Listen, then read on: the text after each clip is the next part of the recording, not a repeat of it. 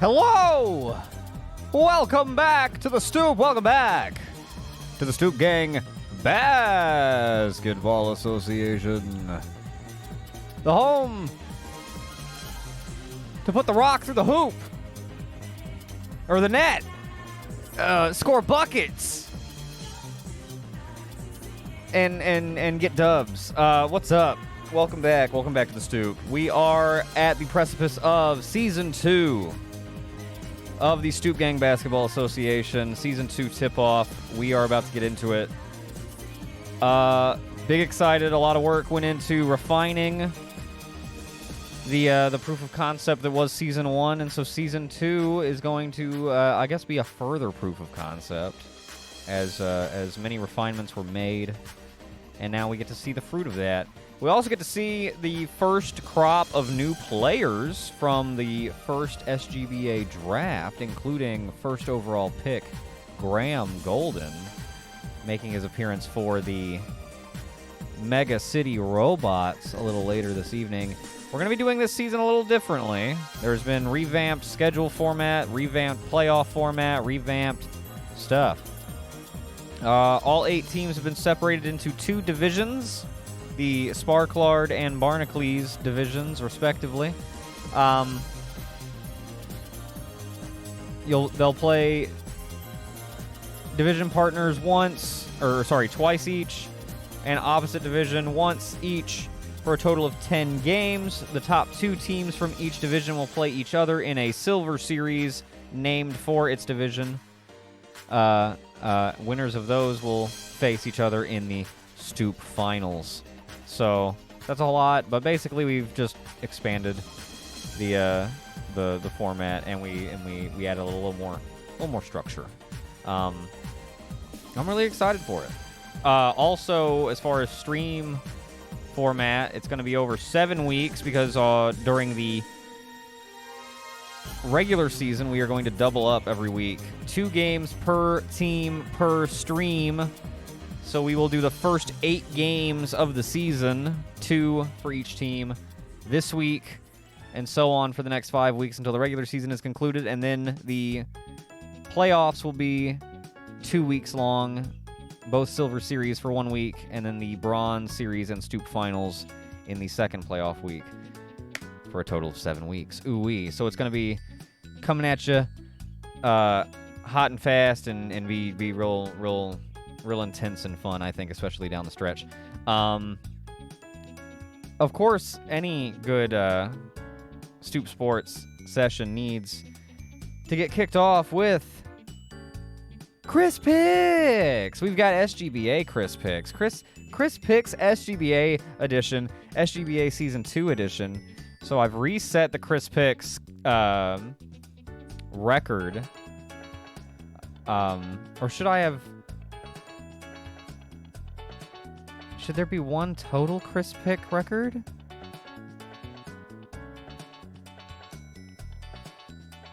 Or should it be separated by league? I don't know. I reset it for this season. I might change it and do one like cumulative one later on. But for right now, it's zeroed out.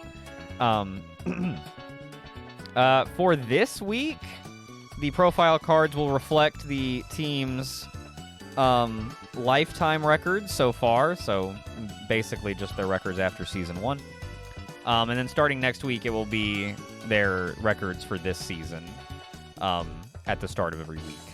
So I think that's about it. Let's jump into Chris Picks. We'll do 2 sessions of Chris Picks. We'll do one at the start, and then we'll do one in the middle, I guess, because two games. So that's how we'll separate each half of the stream, is I guess with a little Chris Picks action.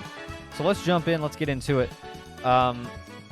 First up, we've got 69ers at Basketbirds. The Basketbirds, of course, were 10-1. They swept Crime in the finals. They are our reigning champions. Good for them. The Billies almost matched them, but not quite. I got the Basketbirds over the 69ers, although the 69ers are representative of the Basketbirds' single loss last season, and it was on a last-second shot by Levitz. I don't think that's going to go that way today, but you know. They will see each other twice because they are division partners. So we'll see. We'll see. Second up, we've got Ballers at Philosophers. Hey, what's up, Loki? Appreciate the lurk, dude. Hope you're having a good one. Hope you're ready to see the Rocks rock. They'll be playing the Robots first and then the Ballers second in our 4th and 8th matchups tonight. I know you're on mute, but what else am I supposed to do? I can't wave. I don't have any arms. Good to see you, dude. Thanks for being here. Appreciate the lurk. Ballers and Philosophers. Philosophers, I think, are going to be on the come up this season, but tell you what, give me the Philosophers just on home court advantage. But Ballers were obviously very good. I think that I think the league is going to be a lot more competitive. Not that it was, although I guess it was fairly even. There was a lot of 3-5 and 4-4. And then the Basketbirds were just like dunking on everybody, but except the 69ers. But we'll see. We'll see. 4th game of the night, we've got Goaltenders at Crime. Oh.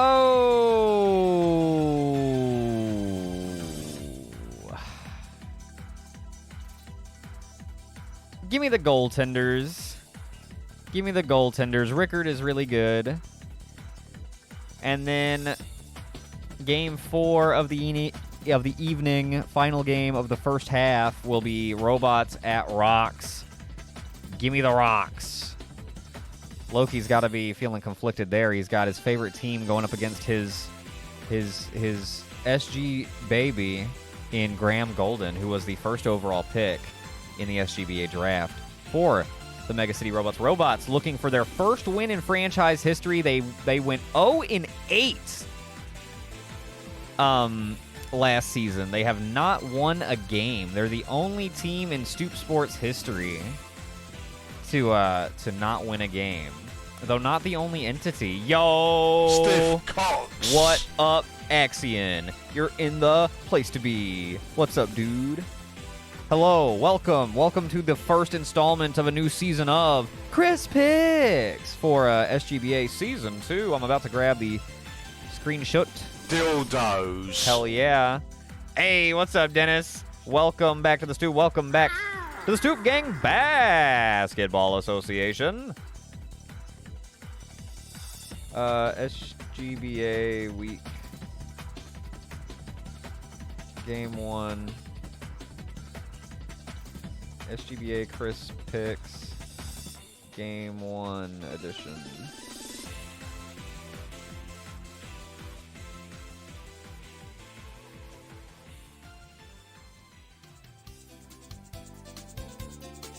Go Birds! Caw, caw! Can the Basketbirds defend their title? They are the reigning champs, Dennis. How do you feel about that? Axion, how are you doing? Welcome, welcome back. Thank you guys for being here. Thank you guys for being here for this momentous occasion as we strum in the new era of the SGBA. The next chapter in the growing mural that is the Stoop Gang Sports Network. I'm really excited for this. I've been itching for more Stoop basketball because I think it's got a lot of room to grow, and I hope I'm right. We'll see. I think we'll go ahead and fire up our first prediction, and then it's just about time to get underway. Yeah.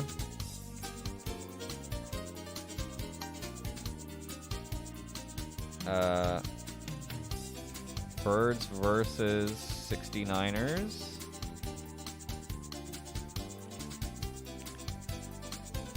Please don't give me guff about 69ers.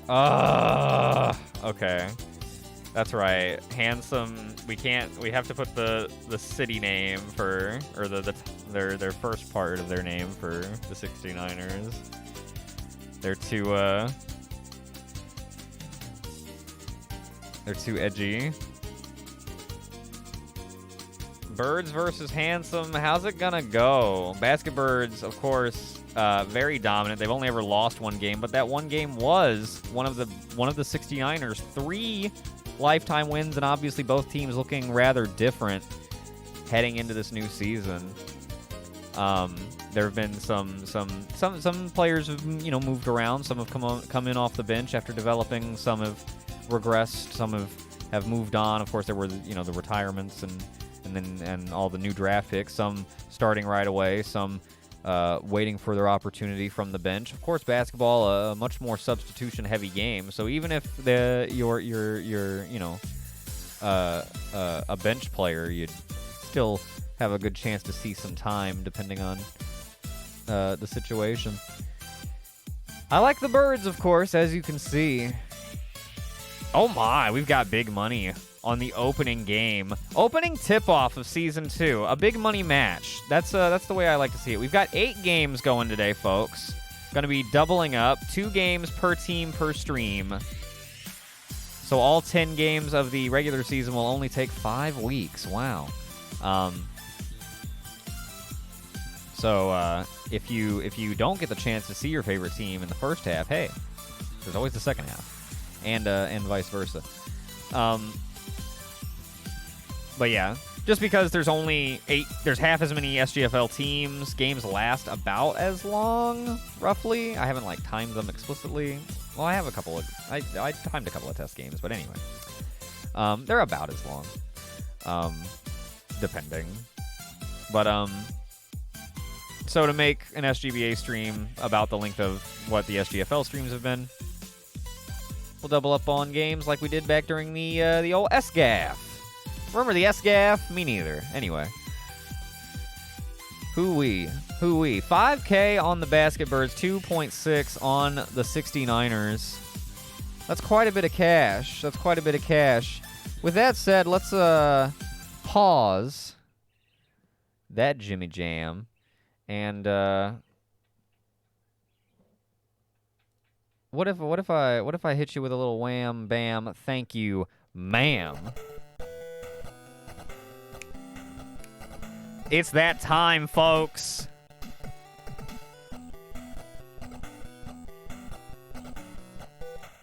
Yeah.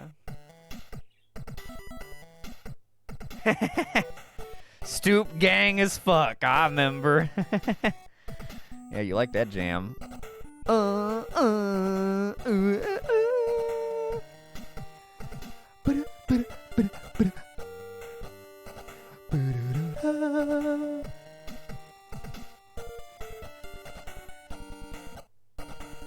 Vince Gasm hitting differently this week? Oh god, why? What did Vince McMahon do? Oh my god, we have a... Oh my god. Oh no. Oh no.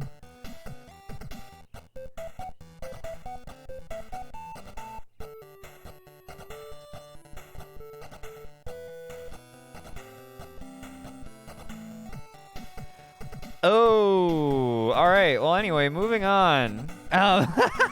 Jesus Christ. Holy shit. All right, moving on. Anyway, we don't need to get bogged down with that. But I guess I'll agree. Definitely hitting a little different. What the fuck? All right, anyway.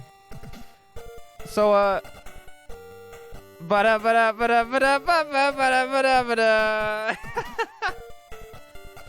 Jesus Christ. All right. Let's fire up our first game of the season. What do you say, huh? We got a lot of cash on the home team. Makes sense. The returning champs in the tip-off game, going up against the one team that has beat them, the only one in history so far. Will that remain so for this season? They damn near went undefeated last season. Now this season's a couple games longer. We'll see. I think the 69ers are going to be looking to make some moves, but I think the Basket Birds are going to do all they can to defend their throne. We'll find out. Now.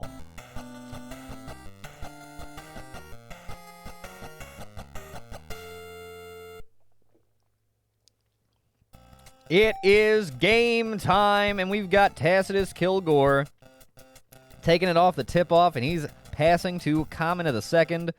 who gives it to Mud Kruger, who hooks it in from under the bucket. And we've got our first points of the season. Basket Birds answering quickly with a jump shot from Jerry Lucas. And the game's already getting into a flow. Jump shot back from Squaw! Gaw! Oh no!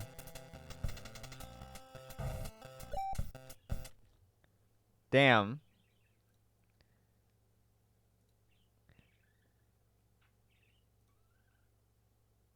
I thought I did already. Haha, just kidding. Alright, thanks for telling me, guys. Sorry, the Vince McMahon thing distracted me. But anyway, we've got a... You didn't miss much. You didn't miss much. A 4-2 opening for the 69ers. Looking to extend. Block shot. Recovered. B-Birds taking it the other way. The sign says stoop, but it should say oop. Yeah, well, you know. Literally the very first ever season of the SGFL started on a gaff, so it's only fitting that we start, you know, any season now and then on a gaff.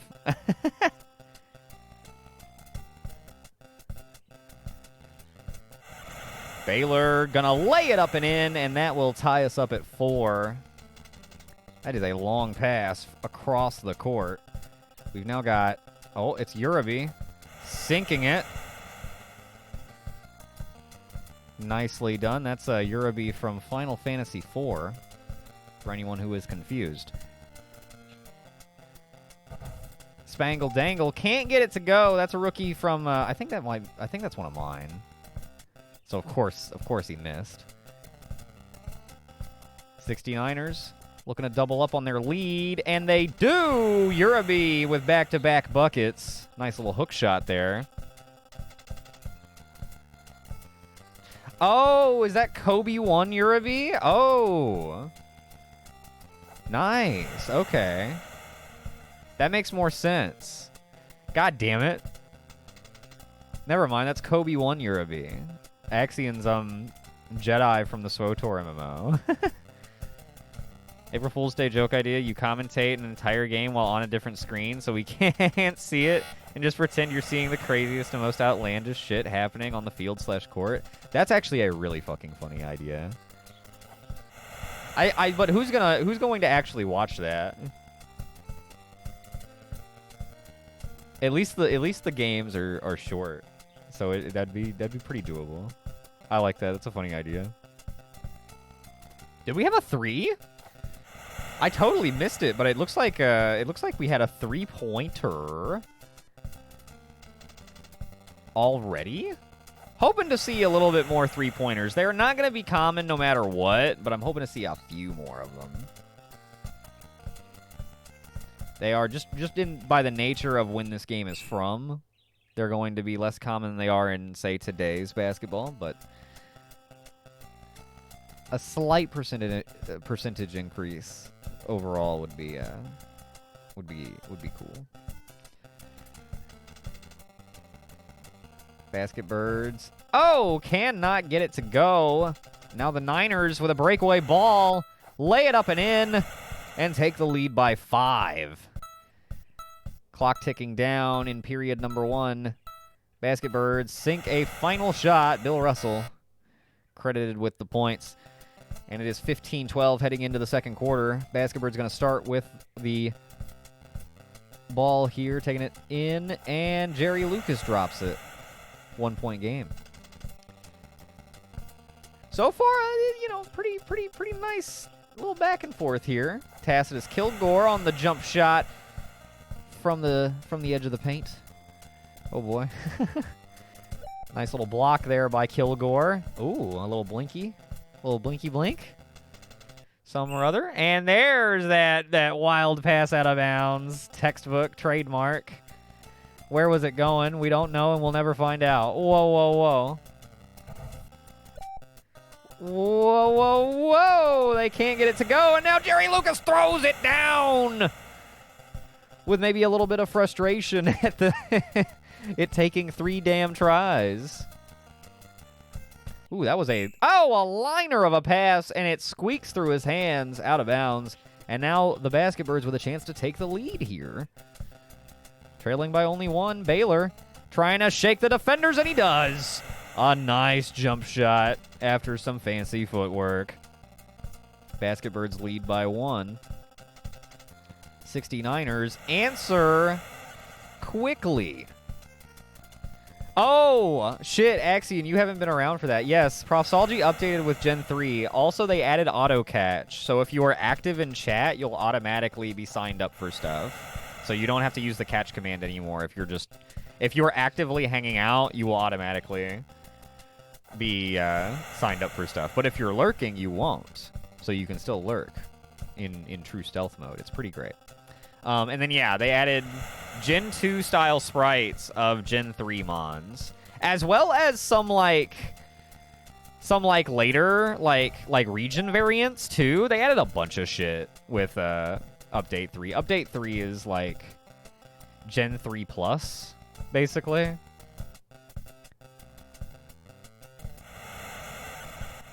But yeah, they actually added like a ton of stuff. You can also purchase more like Ultra Balls at a time for like convenience, all kinds of stuff. It's really great. I would, if you're curious, I would check out the patch notes for it. They added a lot of stuff, like too much for me to even cover. But auto catch is the best thing.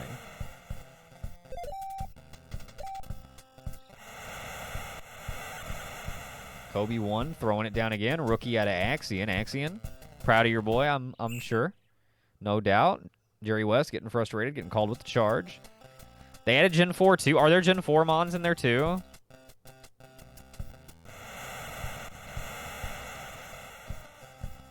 It looked like there was stuff from like Gen 7 or 8. Like also. Like they're just adding stuff all over the place now.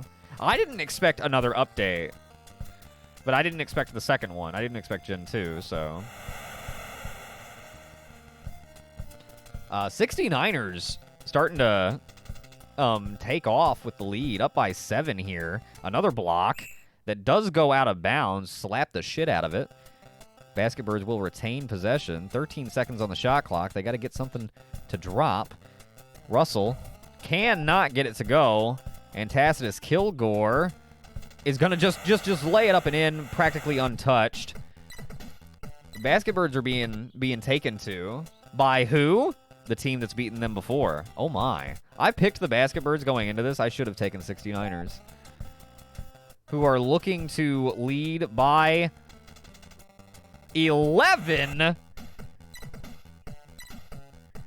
My goodness. 35-24, and they're on a hell of a run. Basketbirds without an answer. There is one. Drop in the bucket. We'll see if the 69ers get it back before halftime. Taking all the clock they can. And final shot does not go. And they will lead by 9 at halftime, 35-26. The Bayou is getting taken too. Oh, no. It is not looking good. They're shooting 50%, which isn't terrible, but it's not great. The 69ers are shooting fantastic, dude. Including not being completely afraid to shoot from beyond the arc. They got one bucket from back there. They're rebounding super well, especially compared to the Basketbirds. Blocks also 4-1. I mean, the Basketbirds have more steals, but just overall, the extra mile stuff is going the 69ers way.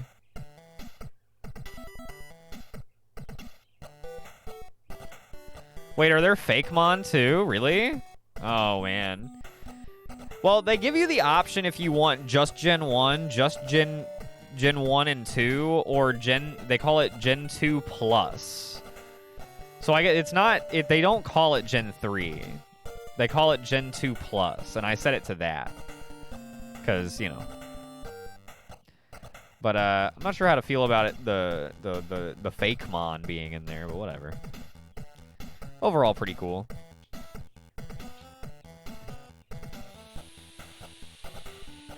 69ers leading 35-26 at a halftime. Can the Basketbirds bring it back? For the home crowd.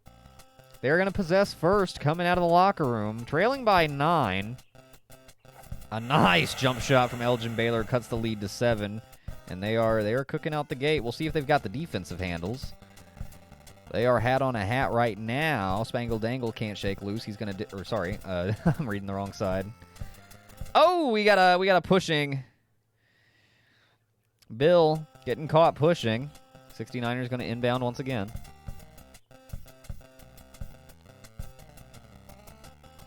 Ooh, just with feather-like touch, Squaw drops it in.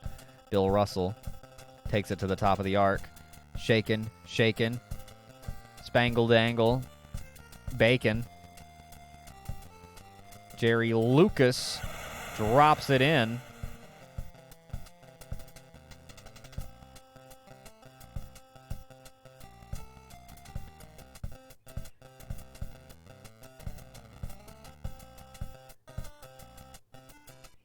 Ooh, and that's going to go out of bounds on the 69ers again. They've been having some trouble with that. That's the third time that's happened to them. Let's go defense. Oh, there's some defense for the 69ers.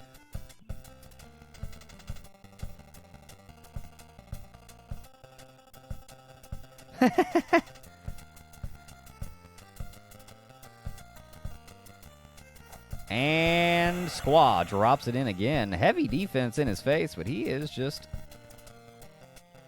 unfazed. Jerry Lucas with the quick jumper from a pretty good distance. That's good. Oh, there's a block. Chance to cut the deficit to 5. Spangle Dangle drops it in. 39-34. 69ers still lead. Oh, poked loose, and the Basketbirds taking it up the court. Jerry West dishes to Spangle Dangle, who gives to Lucas. Shoots. Good. And it is a 3-point game. 69ers need to settle down and take inventory before their big lead is blown. They're able to drop one in the bucket again right there. Kick it back up to 5, 41-36. Basketbirds looking for an answer. Oh, there's the push by Squaw. That's going to keep the ball in the Basketbirds' hands and reset the shot clock. In the corner it goes. Spangle Dangle takes it to the top of the key and is going to dish across. Oh, a wayward pass, and it goes out of bounds. That's going to give it to the 69ers. Oh, poked free. And Bill Russell picking it up and slamming it down. And it's a 3-point ball game once again. Basketbirds definitely making good use of those steals in the second half here. And the 69ers losing the ball out of bounds once again. Basketbirds taking possession. They'll inbound. Lucas on the jumper, cuts it to 1. We still got a whole fourth quarter to go. And there's Common of the second slamming it down. Nearly foreheading the backboard while he does it. Quick shot. Jerry's cooking. Jerry's cooking. Kobe can't get it to go. Lucas on the rebound gives to Baylor. Baylor working his way around. Gonna shoot. Oh, can't get it to go. Hey, what's up, Mile? 3, 2, 1, last shot. Oh, nearly a good 3 ball, but it toilet bowls out, and it's a 1-point game going into the fourth quarter. Mile, what up? Welcome back to the Stoop. Welcome back to the Stoop Gang Basketball Association. You're just in time for a heated game between the Basketbirds and the 69ers. Opening game of season 2 here, and ooh-wee, it's a sweat box. It's really something. Ooh, big push by Squaw. Second personal foul for him. Got to be careful coming down here into the fourth quarter. You start putting guys on the line, things are going to get dicey. Baylor. Oh, can't get it to go. Baylor running kind of cold lately. He's playing good defense, but he cannot get any offense generating. Jerry Lucas, on the other hand, has been really hot. And they won't put the ball in his hands. Oh, out of bounds again. 69ers have been fudging the ball in the second half a lot, dude. They've barely... My God, they have not been taking advantage of all of their possessions. And there's a hook shot by Baylor to break the cold streak and make it a one-point game once again as we tick under 3 minutes to go. Kobe drops it from short range. 3-point game again. Dangle dropping it. 1 point. It's hot. It's woo! Here's the opening. Elgin Baylor sprinting away and laying it in to give the Basketbirds the lead with 2.5 minutes to go. Oh my God! Where was that ball even going? And now a chance to make it a 3-point game in the Basketbirds' favor. No, God!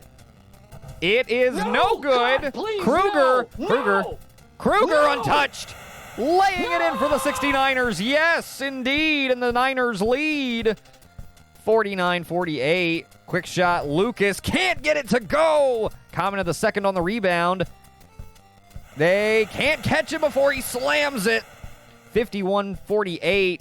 69ers lead once again. And by a healthy amount. Lucas! Jerry Lucas with some killer twos from decent distances. Kilgore giving to Kobe. Kobe on the hook. Oh, dude. That's a hell of an angle to hit the hook from. 53-50. Oh, my goodness. Losing it out of bounds right now.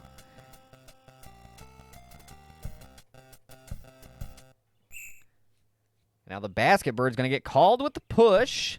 Oh, no! Oh, my God! Kobe just broke his leg! No one's ever been hurt.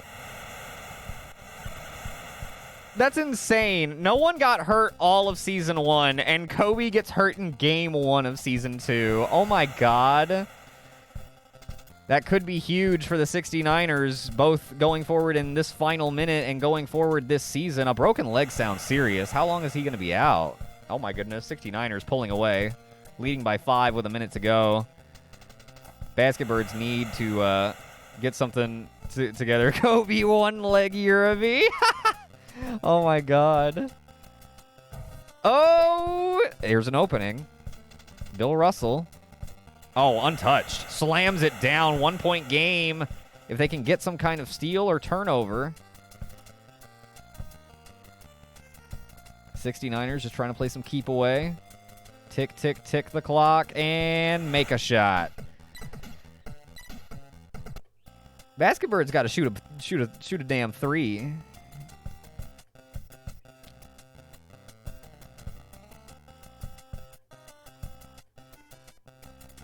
Oh, blocked.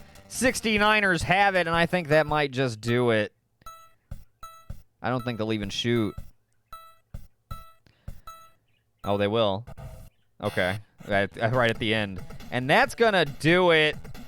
The 69ers beat the Basketbirds again, and they do it on opening day. Definitely... Somehow they hold on because they had a really doo-doo second half. But, dude, 13 rebounds, my goodness. What a game. Yeah, hell of an opener, huh? Not bad.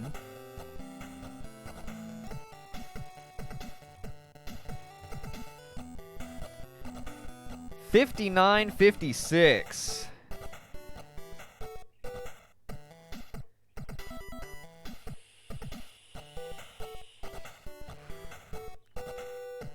Hell of an opening. Kobe one Uraby goes down. I do not know how long he'll be gone. Who knows? He might be back later today.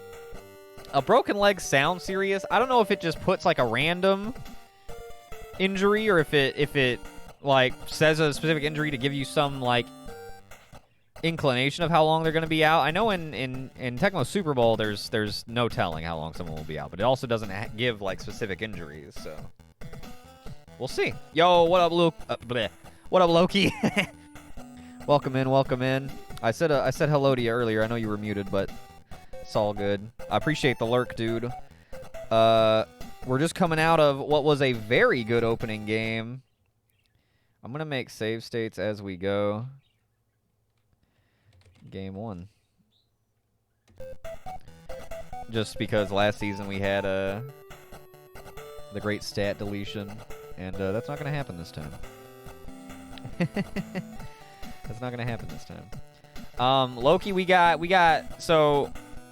Robots at Rocks coming up in Game 4, our final game of the first half of the night. And then we got Rocks in our final game of the night as well, Game 8.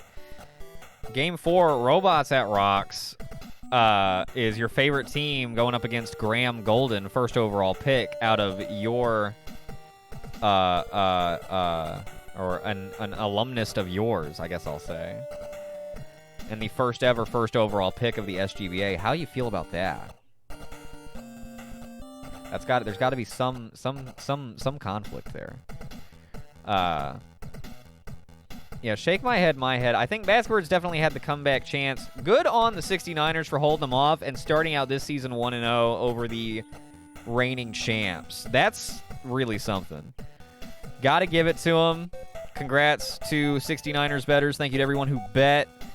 Let's rock and roll into our next game. We've got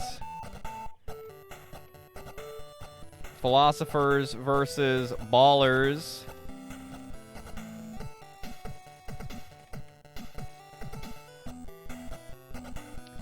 Coming up next.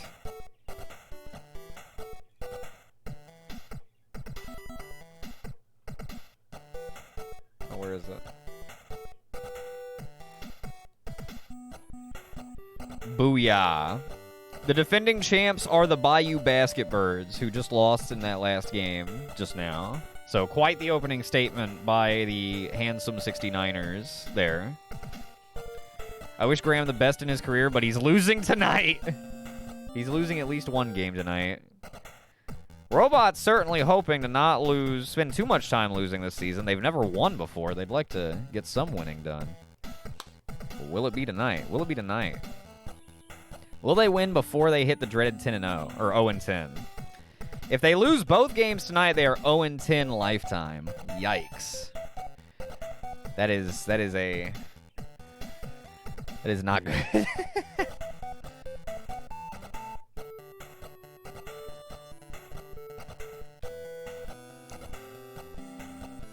Let's okay, I got a save state. Oh, nice. We can get Spangle Dangle, 4 for 7. Jerry Lucas, 12 of 15, 24 points. Was cooking tonight.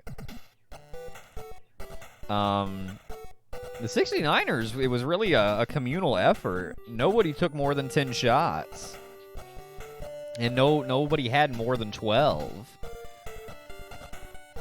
Just a communal effort. Dunk Jones still out there.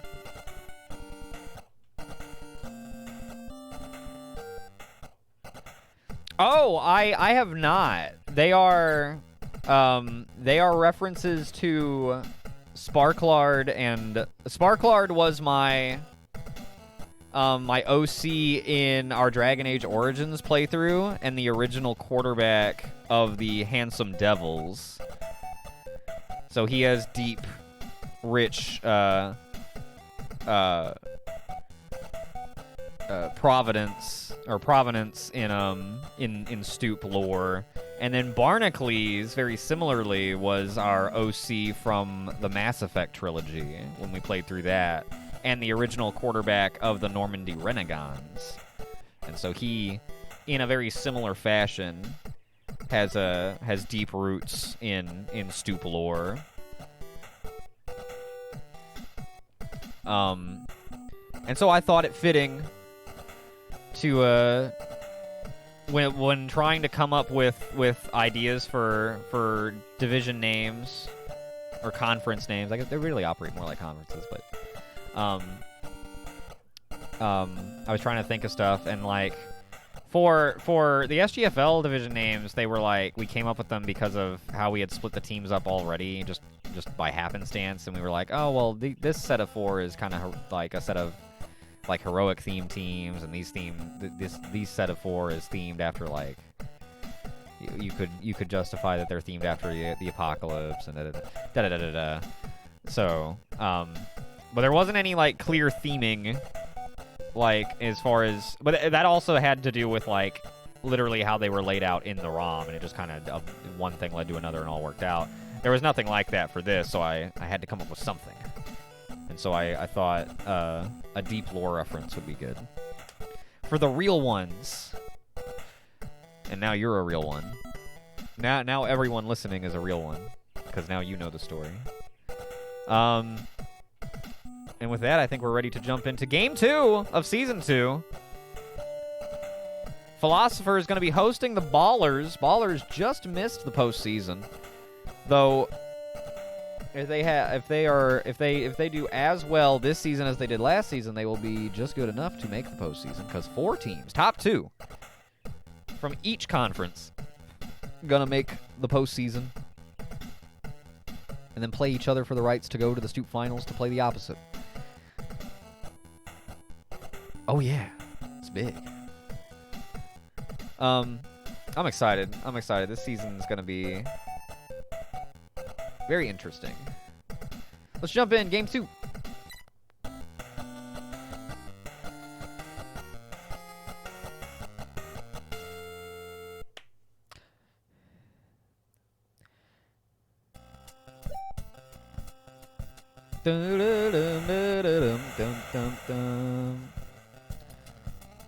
All right, we got the Philosophers taking the opening tip-off and scoring immediately. Raditz not able to get the jumper to go. Perfect Cell not able to get the hook shot to go. And now Night Fright runs right up the court and slams it down. And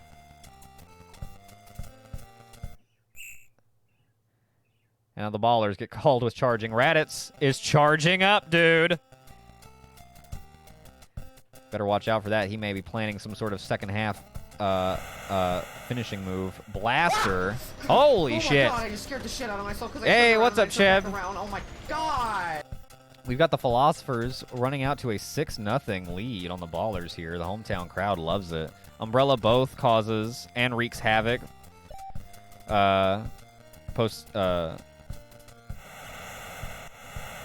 Right, yes, post-apocalypse. Amogus are in space, presumably after some kind of apocalypse, being hunted by alien imposters. Fallout is... Yeah. The Jets needs no... Yes, the Jets need literally need no explanation. If you know, you know. Oh, Cheb, how you doing? Welcome in. Welcome back to the Stoop. Welcome back to the Stoop Gang Basketball Association. Oh, my. We just had an excellent opening game. 59-56, 69ers upsetting the reigning champs. Wowee, zowee. But we will see the reigning champs again later tonight when they take on the goaltenders at Acania. And they'll be looking to rebound, no pun intended, or maybe heavily intended then. But yeah, all of the, like, SGFL teams, like, as far as what division they're in, it makes sense, at least for now. After promotion and relegation starts happening, if and when, that could potentially, like, shake it up. But it will at least have always had its roots in that.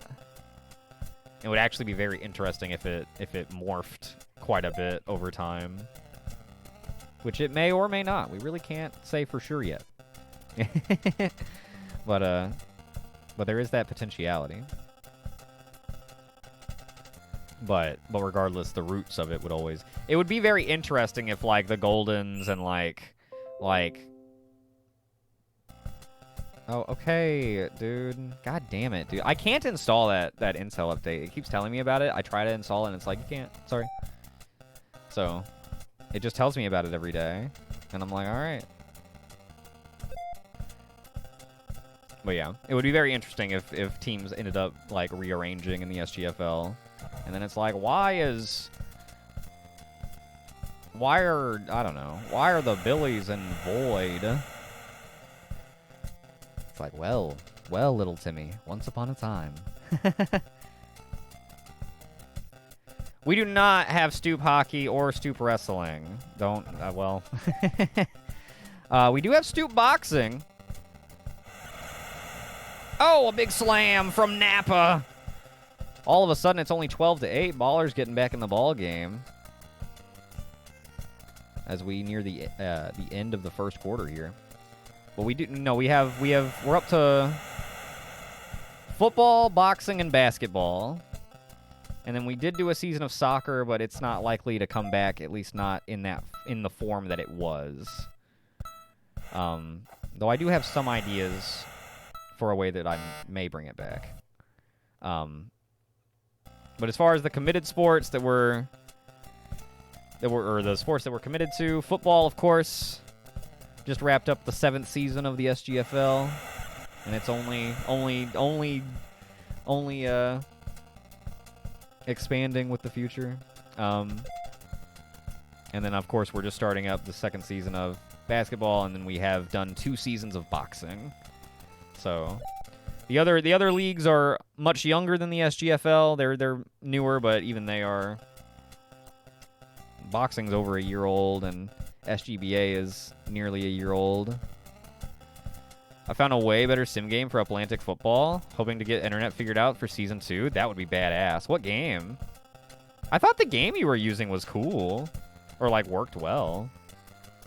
But did you find something that, like, is even more in the, like, out of the park vein? I don't know. For me, I like that the team sports that I do are at least consistent, both being NES games. Obviously, the boxing is on a PS2 game, but I have a mental justification for that. So, get out of here, Axion, with that redeem. What the hell? What even an Intel update? So I can remember at the draft about the Intel update, except I'll still be dealing with the Intel update at the next draft, or at whatever draft. You're so funny. You're so funny.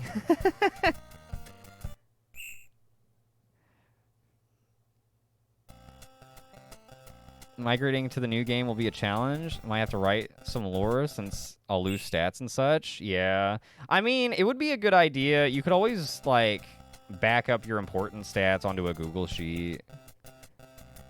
That would probably be a good idea just for, like, posterity anyway. And then you could always, like, add the new stuff to the old stuff and just keep a separate, you know what I mean? Yak now, what I'm saying. If you're going to do something like that, start early.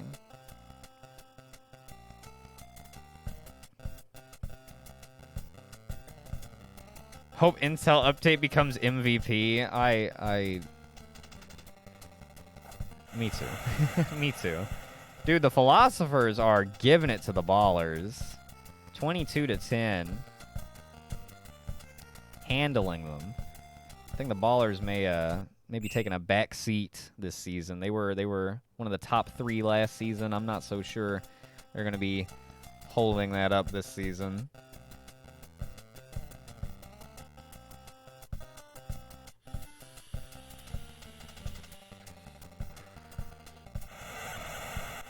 Nice slam, blam, slam jam.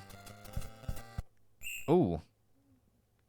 And then Philosopher's losing it out of bounds. That's going to give a chance to double up on points. Perhaps cutting the lead to less than 10. And Perfect Cell drops it in. Maybe the Ballers can get back in the game before halftime. I don't know. They seem to like to let the Philosophers just run out on a stretch, and then the Philosophers like to let them catch up. We'll see if that continues to be the case. Oh! Another nice block shot by Perfect Cell. He works his way up court.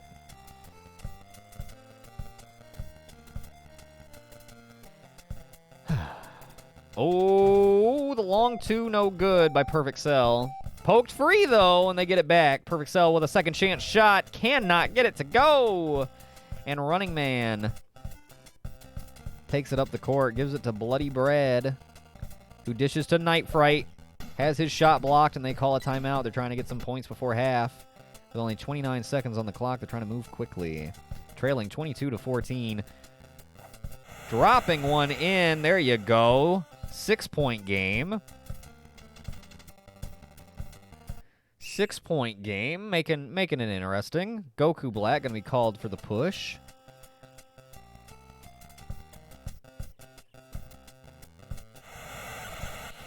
And Night Fright going to slam it down. New game is just a much more watchable game sim. The old one was just a little too rough. Fair enough. I thought it was at least, like, good because it was in a similar vein to Out of the Park. But, like, a bit more watchability would be cool. For sure, for sure. Probably add to the, like, moment-to-moment excitement of a fast-paced football game. I could see that. In fact, I look forward to seeing that. 10-point lead for the Philosophers at halftime. Can the Ballers bring it back? Oh my God, Ballers shooting 1/3. They suck. They suck. 8 of 24. Not looking good. Not looking good. Philosophers also crashing the boards on the rebounds. Really nice stuff. Let's see how that second half go.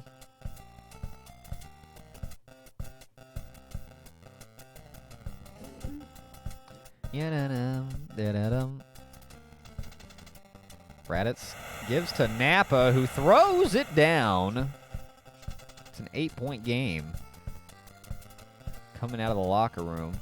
Can the Ballers shore up their defense? No. Looks like no. Can they at least get their offense to be a little more consistent? Let's see about some of that. Perfect sell. Trying to shimmy shake. The defense is too great. He dishes to Raditz, who hooks it in. Good shot. A really low scoring first half. Oh, bloody Brad just jumps right past him. Posterizes him. Ballers fix this. The balls are inert. Sorry to say. Sorry to say. Do it for the guy in the Piccolo hat. Oh, there's a rebound for Nappa. Taking it up court. Untouched, whole team behind him, and he throws it down with style. 8-point game once again. They need some defense, dude, and like a stretch of it. Oh, there you go. Perfect sell on the block. Gives to Goku Black. Goku Black on the shot.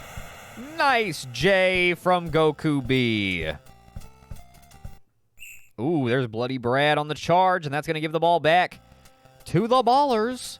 A 6-point game, looking to cut it to only 2 possessions. Quick shot. Goku Black makes it a 4-point game.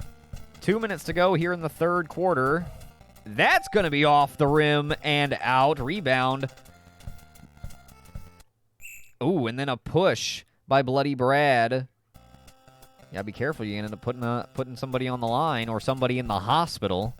Kobe 1 Uravi going to go down as the first guy to ever get injured. It took until Season 2 for somebody to get hurt, which is, like, super weird. They must be super uncommon, or something was weird in how Season 1 was programmed, which is also super possible. Oh, another block! A 2-point game, and the Ballers have the ball. Goku Black! Oh, my goodness! 30-30. What a run by the Ballers. What a run by Goku Black specifically. Bloody Brad able to cut back with a 2-point shot of his own and give the Philosophers the lead once again. Oh my goodness.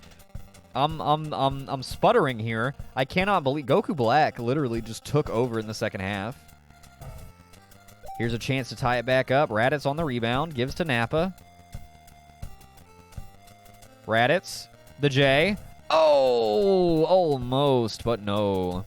Speaking of Dragon Ball, the manga is finally out of recapping the movie hell. New bullshit soon. Ooh. Goku Black on the breakaway. No! He misses the slam! There will be no wham, no bam, and no thank you, ma'am. Oh, wow, another miss. A lot of misses happening here. Lord Frieza slams it down. That's Frieza with an eye. Fuck you if you don't like it. Eyes can make E sounds. It's literally not that hard. Anyway, I'm sorry. I'm not. Frieza with the... Oh, Frieza with the Threeza would be so good, but no. And we are all tied up heading into the fourth quarter. This is pretty cool. Big salad. I like that. Hot salad. I like that, too. Mandatory waggle. Oh, my. Nap on the breakaway. Gives the Ballers the lead by 2. If the Philosophers find a way to lose this game, block. Goku Black. GB. Ooh. Night Fright on the push. Can't do that. Can't do that.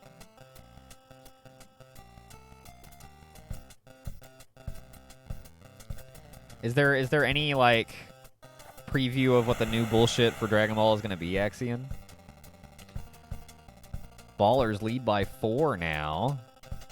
Philosophers choking it away big time. Ballers trailed by 10 at halftime, 26-16. They were shooting 1/3, or making 1/3 of their shots, 8 of 24.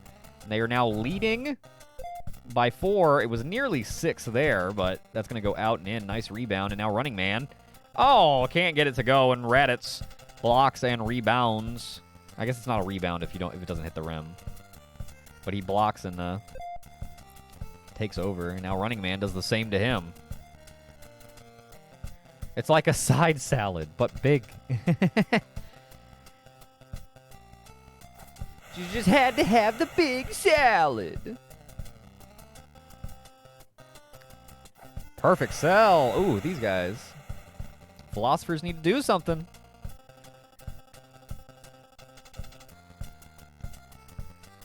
She took credit for my big salad. Oh, that's a nice shot from Bloody Brad.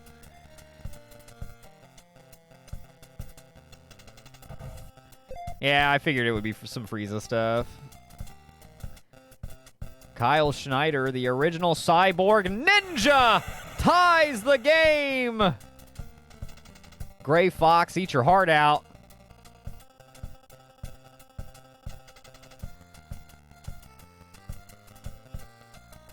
Oh, good block by Running Man. Raditz getting it done to him. Oh, Bloody Brad shakes him loose, has a wide open shot from the top of the key and cannot get it to go. Perfect sell. Dishes to Raditz, who is blocked. Running Man has his number, dude. Word salad. That's me. Shit salad, dude. Well, dude, all these... Okay, this is like... I love these because we have somebody like a legacy soup character named Sandwich Salad. So the salad line is like, you know, ripe for the I don't know, the planting. The salad family. Ripe for expansion. I love that cause like no, that was Cesar Salud. S-A-L-U-D. So he is not related. And he is dead to me because he was so great and then left immediately.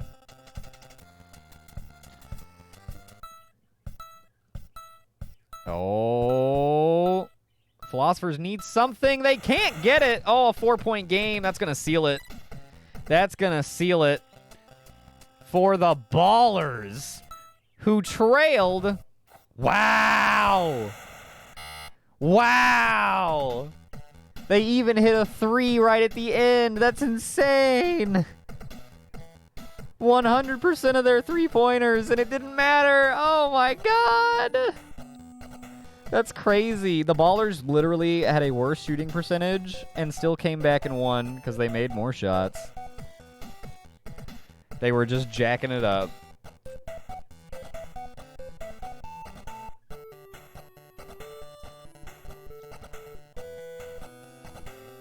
Congratulations to the Ballers. A 10-point halftime deficit they overcome and win by 1. 44-43. I'll be. That's pretty goddamn good. Congratulations, ballers betters. Thank you to everyone who bet. Let's get a save state.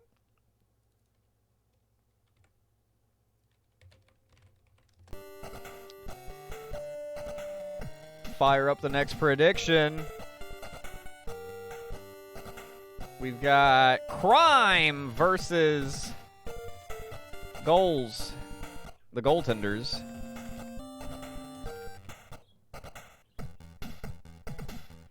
Gonna get to see the Stoop Finals runner-ups. But ooh, they were not good in the Stoop Finals. Got swept. Now they're looking to try to get back there and maybe do a little better this time. Vice City Crime. And then, of course, the goaltenders, who were great at times, able to hang with the basket birds really well, and then at other times they were dookie. And that's why they were 4-4. But I think they have it in them to be a competitor. Should be called, make your own picks. Make your own picks. Make your own dang picks. You can be like Spuds and just pick the inverse of whatever I pick. Actually, I don't even remember who I picked. Oh no, I picked the Philosophers. Oh, I've already been wrong twice. Okay, we're off to a good start. Chris picks off to a jolly good start.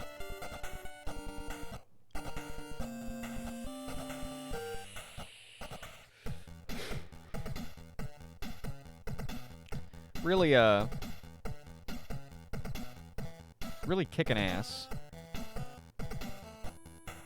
Let's see who the shooters were. I think really, like, the Ballers owe that comeback to a great second half from Goku Black, who I do not believe was starting last season, but he had great development. He only had 10 points? Those are all in the second half, I'm pretty sure. Actually, Napa, 8 of 9 with 16. Wow, dude. Very interesting. Nice. All right, let's jump in to Game 3 of the evening. Vice City Crime versus Goaltenders.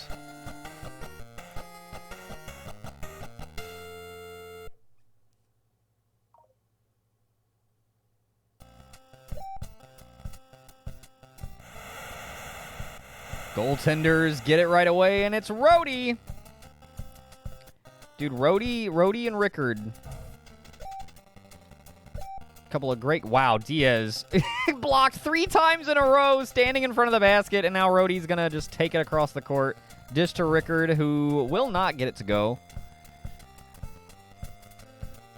Kent Paul gives to Jez Torrent. Diaz looking for an opening. Cannot find one. Barst bringing it across. Rickard, shaken, bacon. Nikita Missile, rookie out of Axion University. Ooh, there's Diaz hitting the jumper. 2-2. Tight game so far.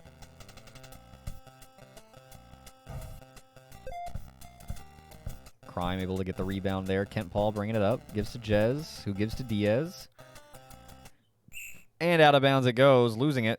They seem to have a lot of trouble passing it on that top side. Oh my!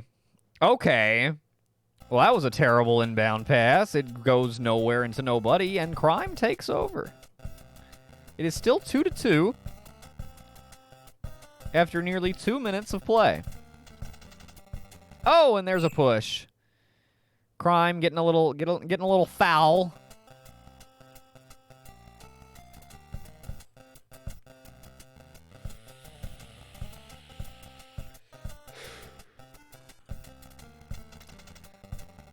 Dude, they are just playing small ball at each other. I don't... Oh, poked free. And Jez Torrent gonna... Oh, almost breakaway, but Rickard does a really good job getting back up and blocking the shot, not allowing the fast break points. Really good job there. Still 2-2.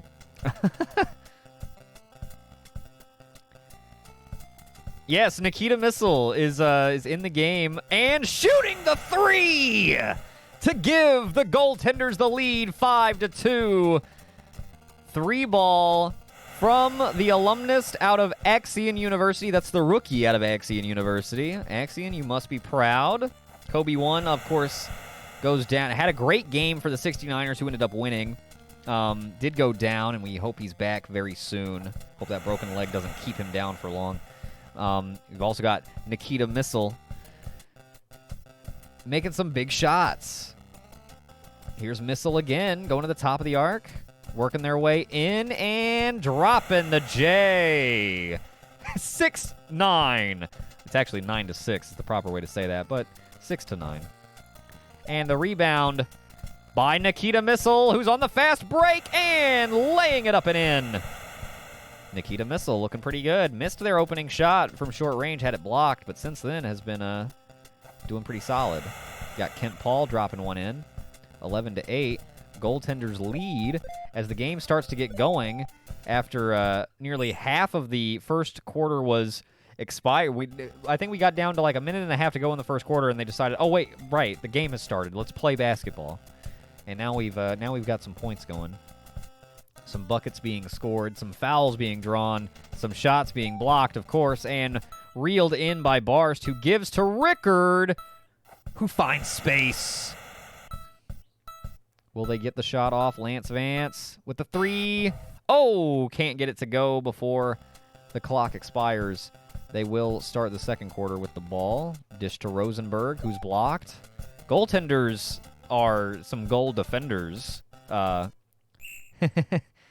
Looking to have a better season than their Acania counterparts, the defenders, did. I would say. Defenders did not place too well, ultimately, in this past SGFL season. There's Nikita Missile again, 15-8. Goaltenders on a nice little run. There's Lance Vance getting involved, doing a little dance, a little shimmy, a little shake.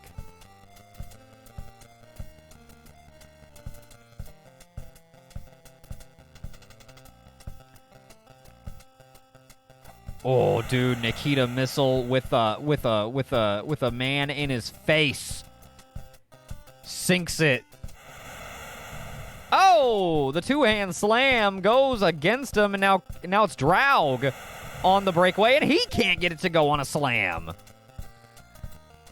Rosenberg on the breakaway, and he will finally put it down, and that's a 5-point game. Rickard bringing it across, gives to Rhodey. Hits the jumper from short range. Plenty of traffic around him. But he's skilled.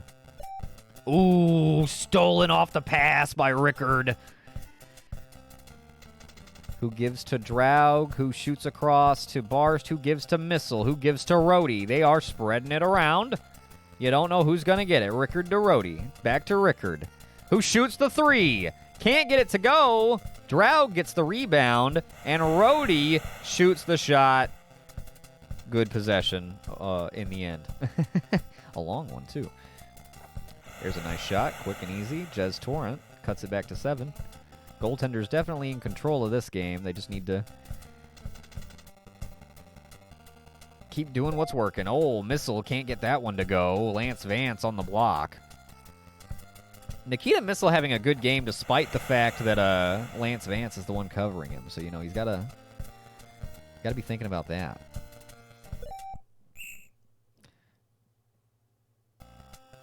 Ah, Rhodey, the Fire Emblem Book 2 playthrough killer. Yeah, isn't it ironic that Rickard and Rhodey are the stars of the goaltenders? What are the odds? Oh, Paul on the open jumper.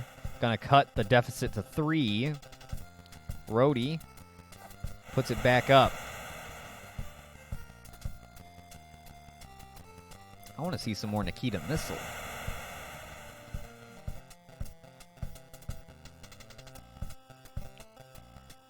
Here's Missile. Back to Rhodey. Over to Rickard. Oh, poked free. Jez, Torrent. Oh, gets it blocked. Rickard is really good at not getting got off of anything stolen from him. Oh, wow. And Crime getting the rebound. Going to call the timeout to get back across court immediately. Down by 3. Rosenberg cannot get it to go. Barst with the excellent defense. He's had his number all day long. Nikita Missile gives to Rickard. Looking for some space in the paint. Can't find it. Gonna get back out. Draug to Rhodey. From beyond the arc. No! And we will go to halftime. Goaltenders lead 23-20. Pretty close game overall. Goaltenders definitely have been in control more. But there is definitely an opening for a Vice City comeback. So I would not count them out. Let's jump right into that second half and see if they remain as evenly matched.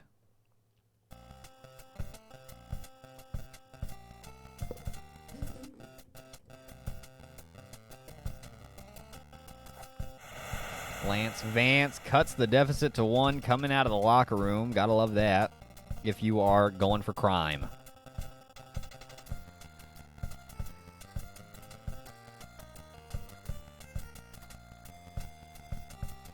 Goaltenders get it to go. Barst on the hook shot.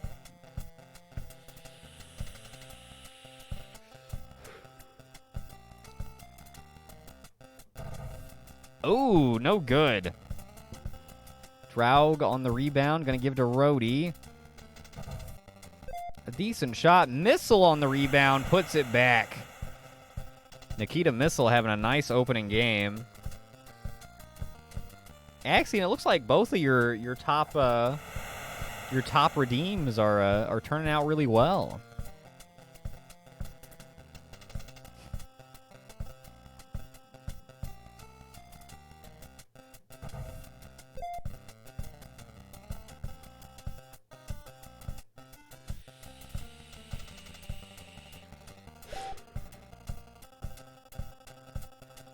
Three-point game. Goaltenders off the block. Missile works it into Rhodey, who drops it in off the hook. Yabba dabba do. Nikita and Kobe won Uraby. I know he got hurt, but he was having a really good game until that point.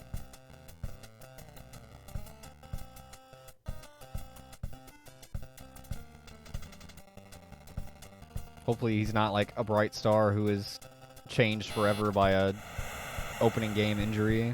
That is a nice shot. Was that a 3? Did that count for 3? It did. Did it?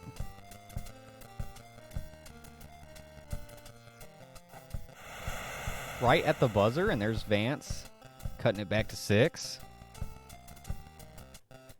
Missile, dude. I can't wait to see how many points Missile has. He's over 10 for sure. I think he's over 15. He's got a 3 in there. Kent Paul. Short range J. Rhodey.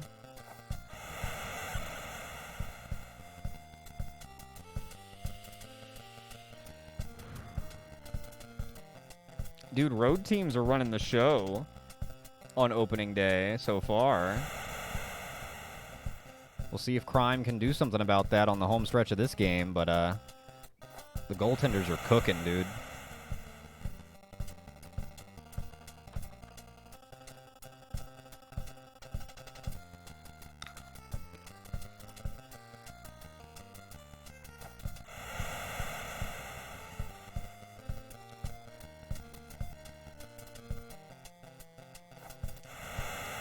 For every bucket Crime scores, the goaltenders score a bucket of their own.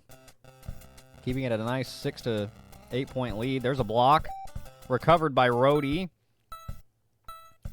Crime gets back on defense pretty quick, but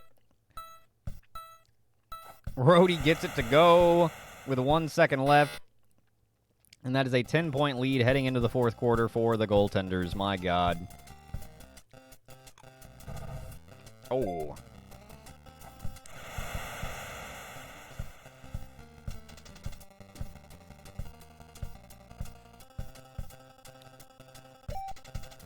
Yeah, I don't know. Crime not looking too hot. Not looking too hot here in game one, that's for sure.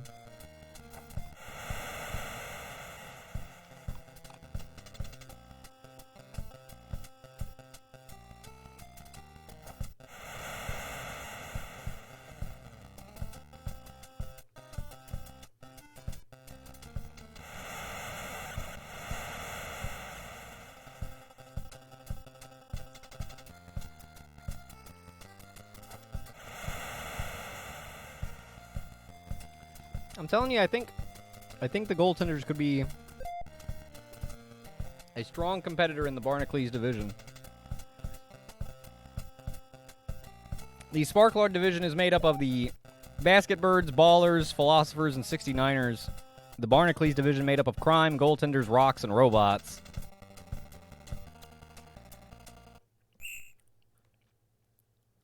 And if I had to pick a top two from both of those, probably Basketbirds and Philosophers, and then Goaltenders and Rocks. Just like a I don't know, early season projection, preseason projection, whatever you want to call it.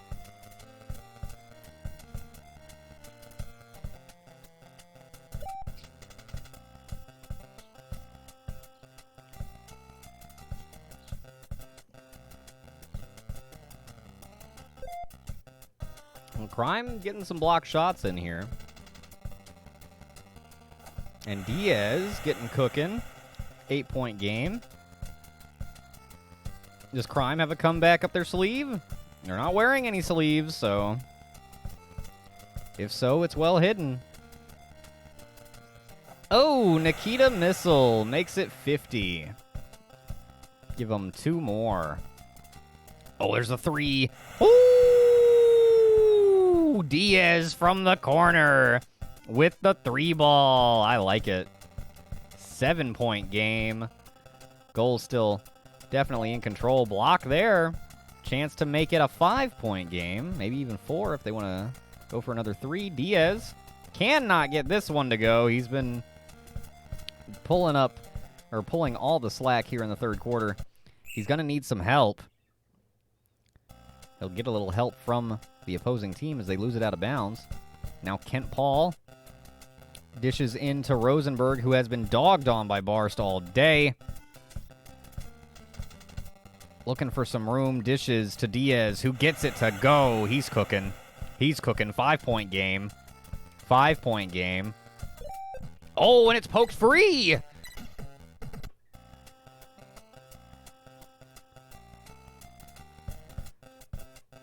Oh, you gotta go.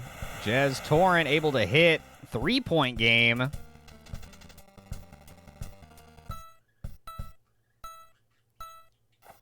That'll drop. Rhodey gets it to go.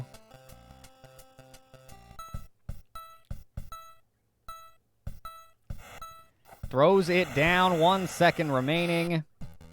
And that is going to do it. A flash of a comeback down the stretch from Crime, but it will not come through, and the road teams are rocking and rolling. 52-49. Although not as close as that score would imply. Goaltenders were in control pretty much the whole way. Just a bit of a flash of a possible comeback down the stretch, but maybe not. Or, I guess not, in the end. Ha-ha! Where's your Axion picks now?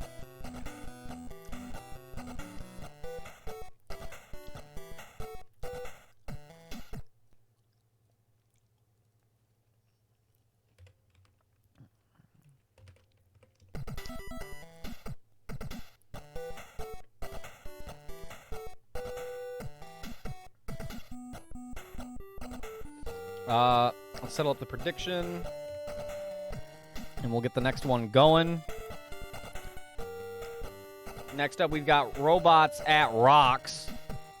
Last game of the first half of the night. And then the second half of the night, we're going to lightning round style it and rock through the games rapid fire.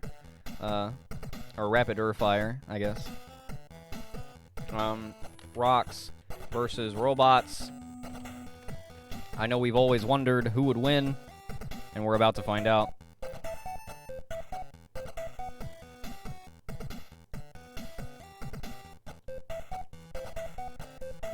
Can the Robots get their first ever win? Can the Rocks start this season off on a good note? Axion feet picks is a go. No. Let's see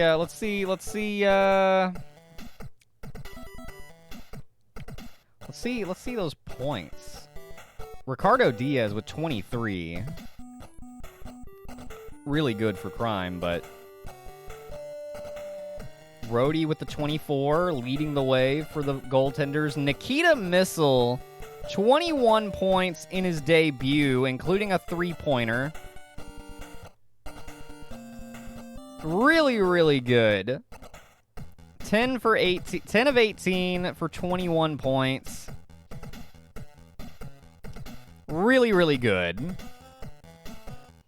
Like, damn. Very, very, very not bad at all. Very, very, very not bad at all. All right, let's jump into Game 4, Rocks versus Robots.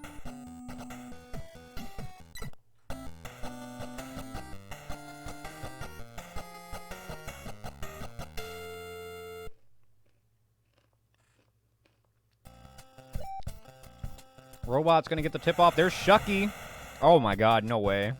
They missed the dunk to open the game. And they'll miss a shot as well. Oh no. Gutsman gonna take it up the court. He'll throw it down. And the Robots are on the board first.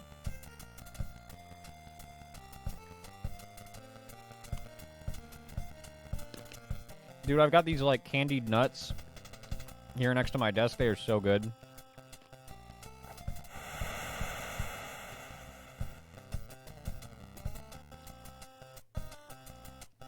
Like, so good. Rocks rock. They're doing it. Shucky. Shout out to Spuds. I know, dude. Spuds would be proud, though.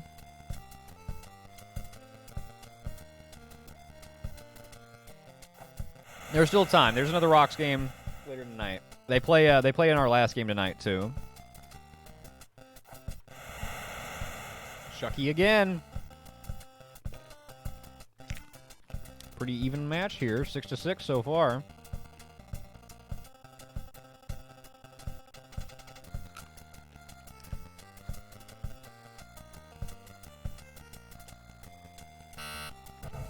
Ooh, using all of that shot clock, but to no avail. And now Father Flint on the fast break. Gonna give the Rocks the lead.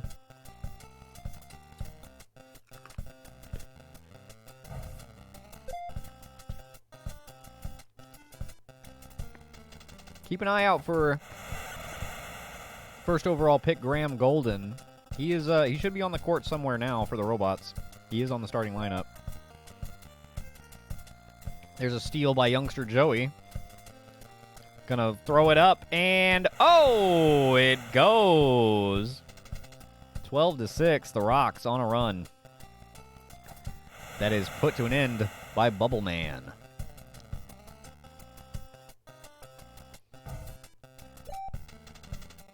And here may be an opening for the Robots to cut it to a single possession, and they will. Gutsman throwing it down there. Nicely done. Nicely done. We like it.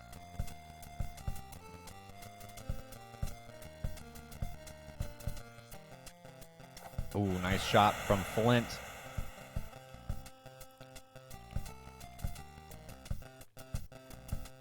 Gutsman, there's Graham Golden.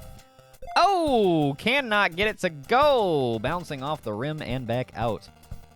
Definitely fitting in a robot's uniform with a jump shot like that.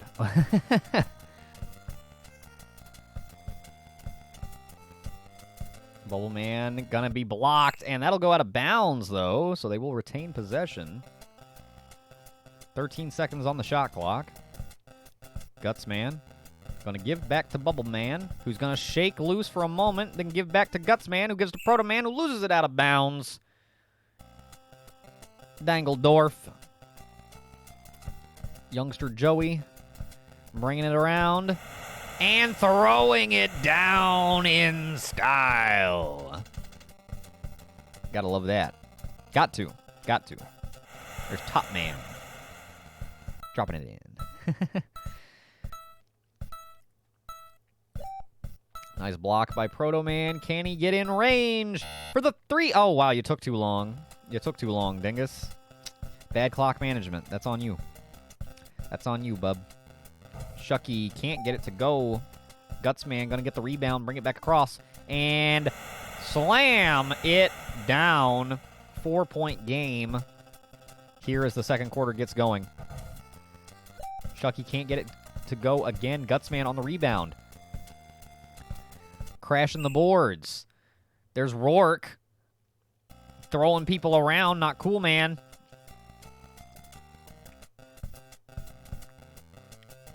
Ooh, Bubble Man can't get it anywhere near. Bubble Man, no. Flint. Oh, it was almost another nice shot, but not quite. Bubble Man. Bubble Man, Bubble Man, Bubble Man, Bubble Man. Shucky dropping it.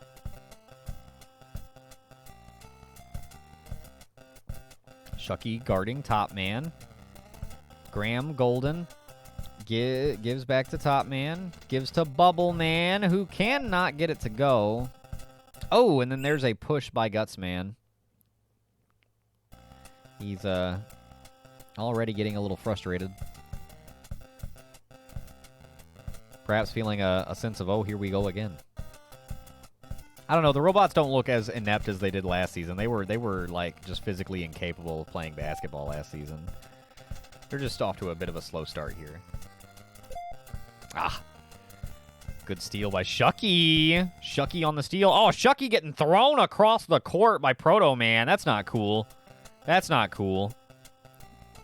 You can't do that. Oh, what in the world? How did he make that shot? He's standing behind the what? And he shot it from up underneath. That was a trick shot from youngster Joey. Gets it to Goey. Graham Golden going to be called with the charge.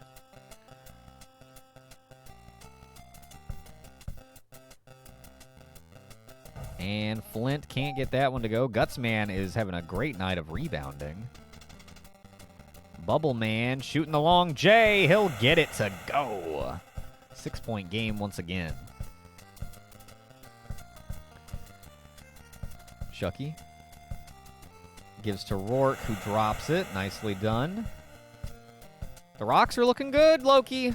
Rocks are looking good. Now, the robots aren't exactly a measuring stick, so we'll wait and see. The rocks also get to play the Ballers, who won their first game.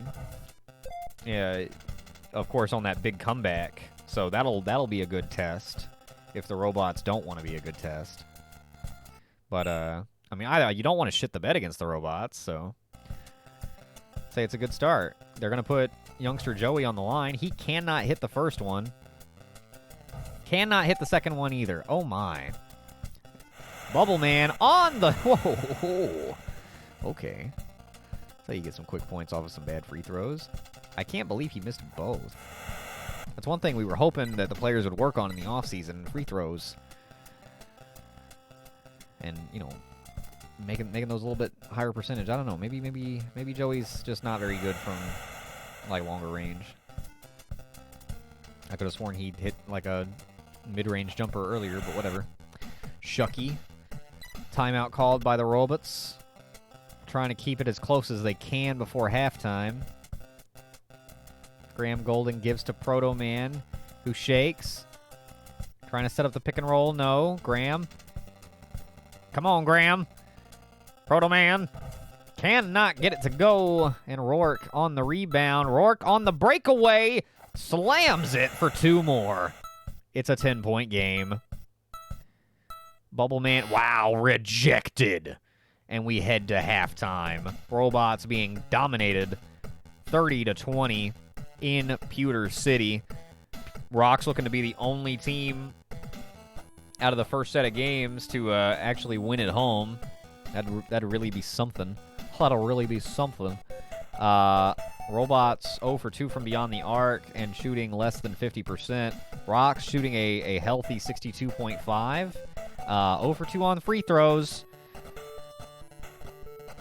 Don't love that. They're even on rebounds because Gutsman is crashing the boards. They're just not... the robots just aren't doing anything with it. But, there you go. Let's jump into the second half. Nice catch, by the way, Axion. You got the 5-star Pokemon.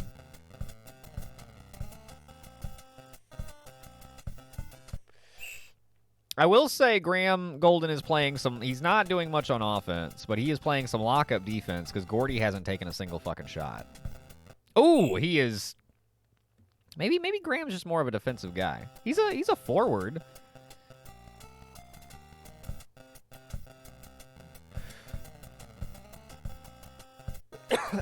I don't really know, like, how positions archetypally break down in basketball super duper well, so...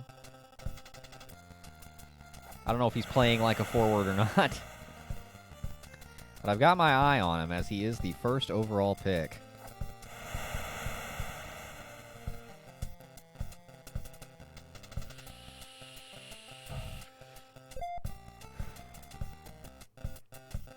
Youngster Joey bringing it back across.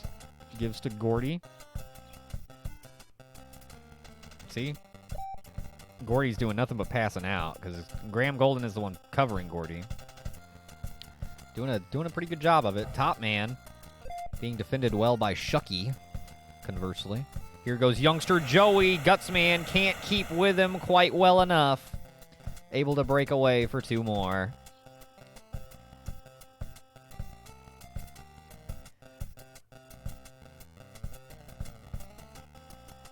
Oh, man. Well, I mean, surely it's not like they're not going to win a game again, right? I know they didn't win a game last season. Talk about the robots, of course. They're not going to go 0-10 this season. They're not going to be 0-18. Who do they play next? They play Philosophers at home, and that is our next game after we come out of our half-point edition of Chris Picks.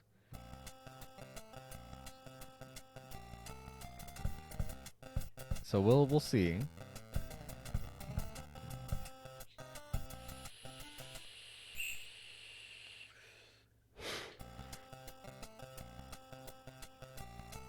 A lot of silly mistakes being made by both teams there as they trade possessions without really doing anything. Gordy passes to Joey, who drops it in from just under the bucket.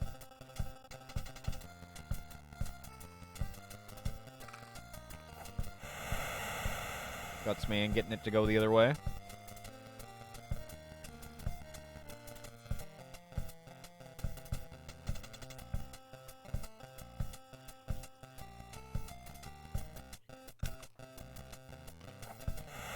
Flint having a really great game.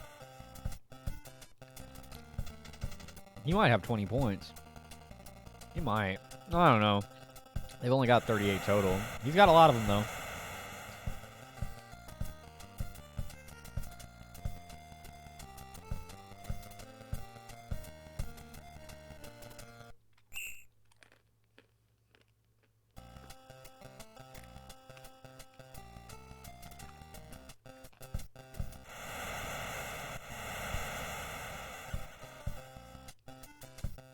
Sorry, I'm eating nuts. I always get hungry in the middle of the stream. I'm eating nuts. That's right. Take that out of context any way you want. Golden on the rebound. Gives to Bubble Man. Top man cannot get it to go. And Rourke will be denied as well. Bubble Man on the 3 will not drop, and the fourth quarter will begin. 38-28. Rocks out in front. Robots being handled. Graham Golden with his third foul today. Looking a little flustered, a little frustrated. Maybe, perhaps. I would be too if I had to play for the Robots.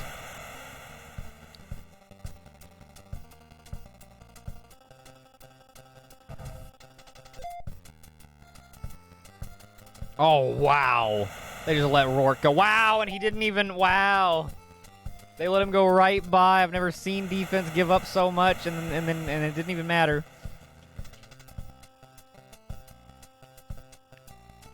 Flint will not get that one to drop. Proto Man on the block. Picks up the ball, brings it up court. He's trying to shake him loose. Did for a second, but did not take advantage. He's going to dish instead. Gets it again.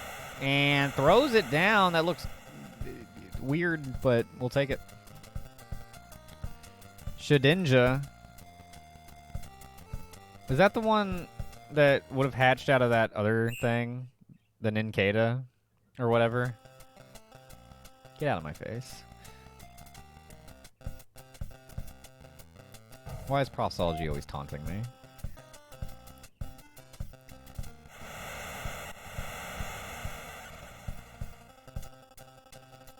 Profsology always got jokes, man. I swear, always got jokes.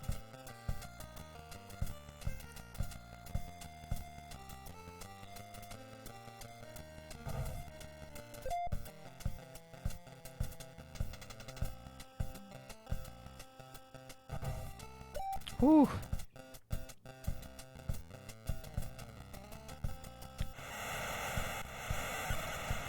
Golden. Hey, there's Graham Golden getting a slam dunkaroo. Getting some points. For God's sake. That might be his only points of the day. I've been wanting to call his name more.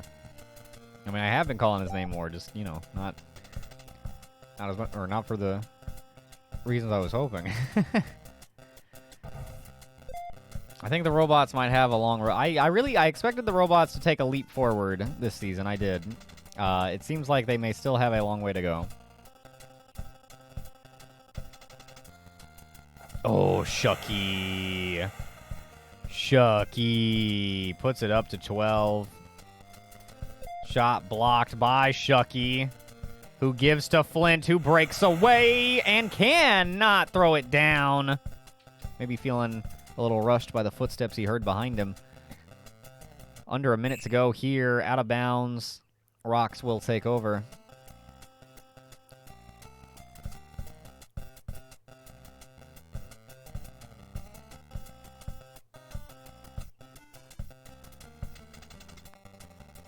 And there he is, Flint, getting that one to go. A 14-point lead for the Rocks. Definitely a good start to their season. Shucky is a beast. Shucky's doing great. He's got defense. He's got offense. He's tearing it up on both ends of the court. And Father Flint has been really, really solid scorer for you tonight as well. Definitely going to be watching him going forward. 3, 2, 1. And that'll do it. A 10-point dubski for the Rocks on opening night, or in the opening game of opening night. In their opening game of opening night, I guess I'll say. And they are the only home team out of the first 4 games, out of everybody's opening game, to win. Good for them.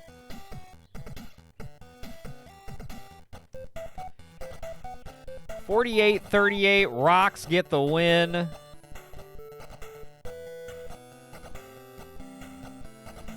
Good for them. Dog bless it.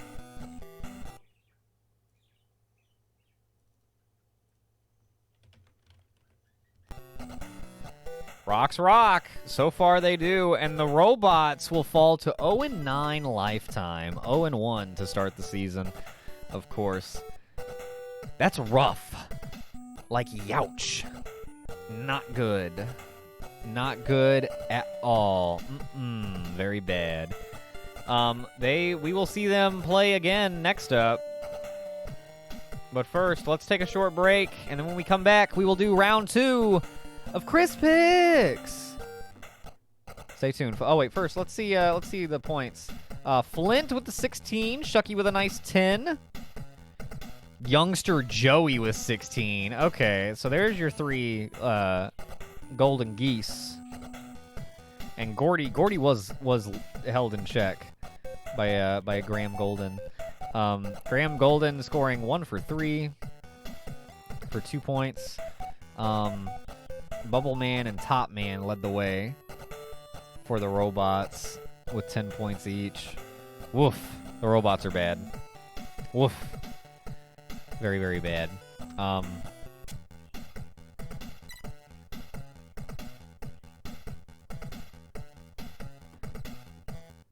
Let's hit the stoop momentarily, and then we will get set up for oh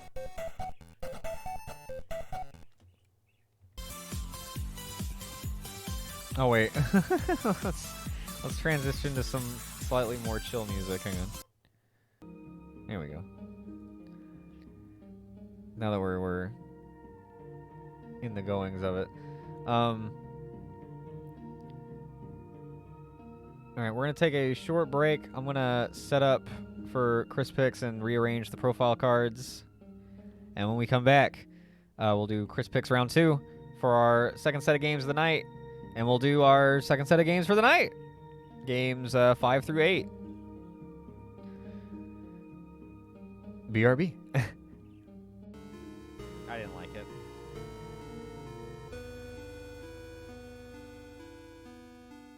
I didn't like it. It's scary, dude. Slicing through. Like LaDainian Tomlinson, I'm just cutting through them.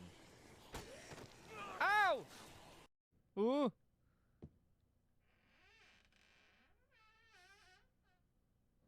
Ugh, I don't know. That's...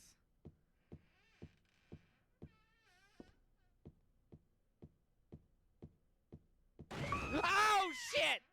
That's Danny. A quiet young man, but quite friendly, as you can see. He was so eager to meet you. His hometown is New Orleans. Dude, if I fucking no-hit him... I mean, not to get ahead of myself, but, like, I'm a pro game. Whoa! Ah, fucking shit! Not to get ahead of myself, but... I was born ahead of myself! Just fucking go for it. Yeah! Oh!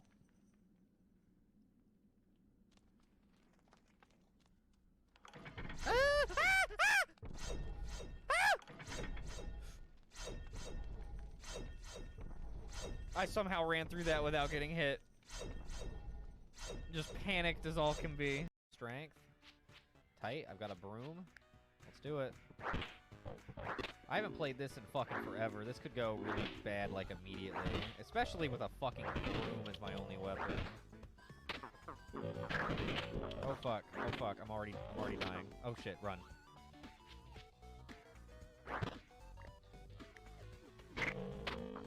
Oh fuck. Oh, I'm dead.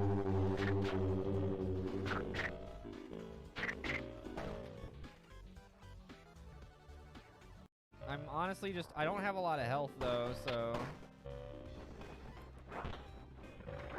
Oh, fuck. Kind of just hoping I can... Oh, I'm dead. That was it. God damn it. Oh. That's Death Road to Canada, baby.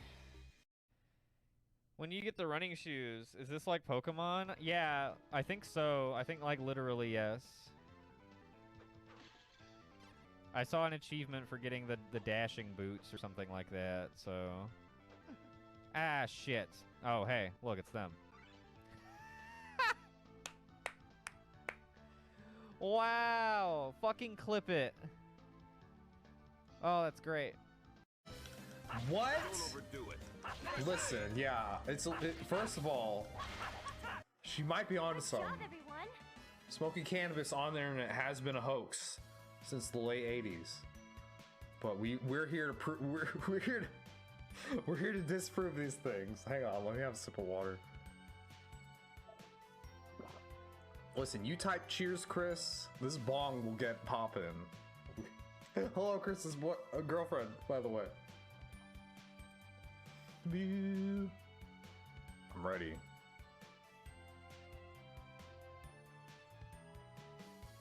I'm ready.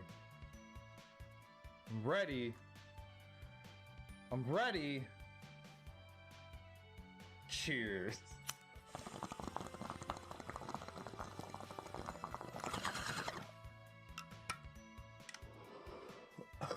All the best, fam.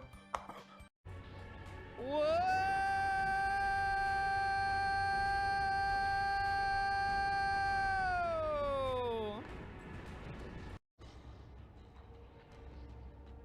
Ah! Ah! Why you gotta? Oh no! Why you gotta be like that, dude? Why you gotta?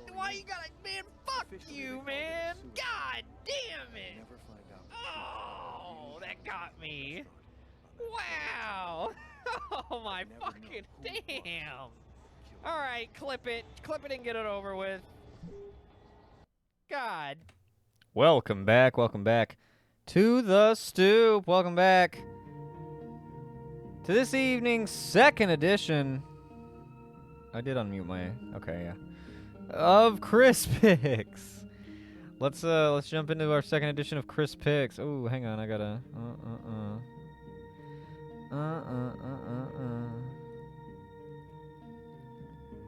Game screens.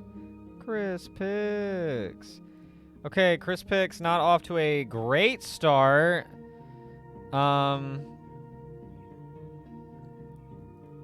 Let's update my record. Let's see. What did I was.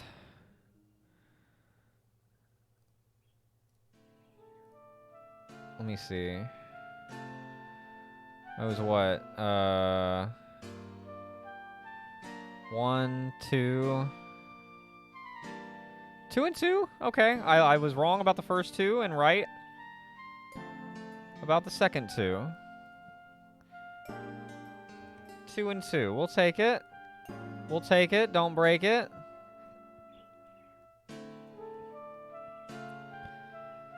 Dear Heavenly Lord, I have to... Oh, shit. I have to change this stuff every time. I'm ill-prepared. Okay, there we go. All right, for our second stretch here, we're about to have the robots hosting the philosophers. Give me the philosophers. After that fucking performance by the robots, are you kidding me? This is the difference of SGBA Chris Picks, is I'll get some insight in like how the team is doing in a given evening, and it can, you know, and it can steer me wrong. Crime at 69ers, you gotta go 69ers at home, and they're coming off of beating the reigning champs. Are you kidding? Gotta go 69ers. Basket Birds at Goaltenders. Ooh. I'm gonna stick with the Basket Birds. I think they rebound. I think they rebound, and they historically have not like beat down the Goaltenders, but they've bested them. So I'm gonna go Basket Birds on the road, and then Rocks and Ballers. I'm doubling down on the Rocks as well. There you go.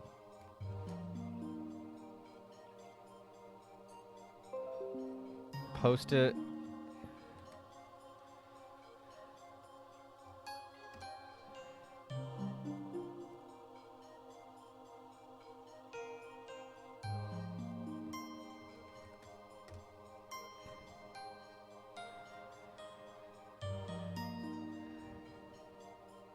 Okay, there we go. Yeah, that'll do. All right. Oh, prediction, of course. Let's fire up our first prediction, and then we'll jump back into the game.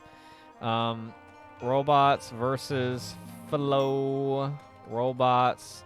Philo. Philosophers. Coming off of, you know, a rough game. I like the Philosophers in this game just because the robots are terrible, of course. Philosophers definitely, you know, going to be looking to get, you know, get over that rough loss to the Ballers. Up by 10 at halftime. End up losing by 1. And really you were down by 4 with like no time left. They just hit a last second 3 to make it look like they only lost by 1. But, you know, what could have been if they had just held it together. But anyway, there you go. That's Chris Picks. And, we're ready to jump back in.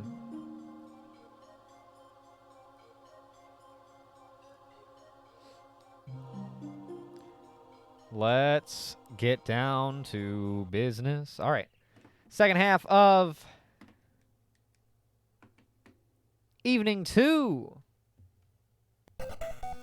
Or second half of Evening 1 of the SGBA Season 2.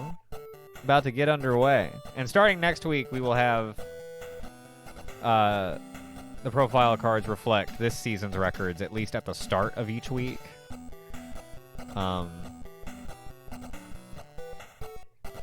But the robots are 0-8, or 0-9, technically 0-1 for this season.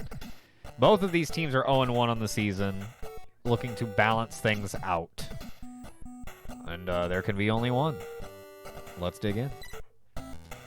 Graham Golden's second start coming immediately after his first, essentially. He does get his first home start. And we'll see if it makes any difference. Philosophers jumped out to a big lead early over the Ballers, and while they did squander it due to a shoddy second half, and really just a great second half by Goku Black of the Ballers, they're going to be looking to get back in the driver's seat early here, early in the season. A 10-game season, but it'll go fast if they aren't careful. Especially with doubling up 2 games per stream, it'll breeze on by. Superfly. Here goes Graham Golden off the block. Gonna throw it down for the Robots' first points of the season at home. Their first home, you know what I'm saying? Looking good, bub. Looking good. The rookie. First overall pick at a Loki University. Ooh, and there's Bubble Man hitting the long range J. Blaster. I can't remember what kind of blaster.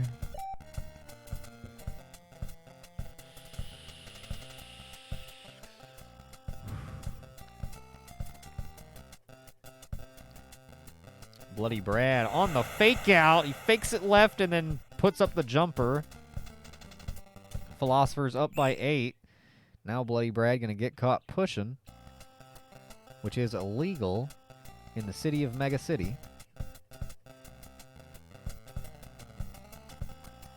Graham Golden working it around. Gonna dish into Gutsman, who cannot get it to go past Night Fright. Bloody Brad. Bloody Brad's cooking. Bloody Brad is cooking. If the robots don't do something, they are going to be 0-10 lifetime. They will have lost 10 games before they win their first. They need to get going. We're early in this one, but that's what's on the line tonight.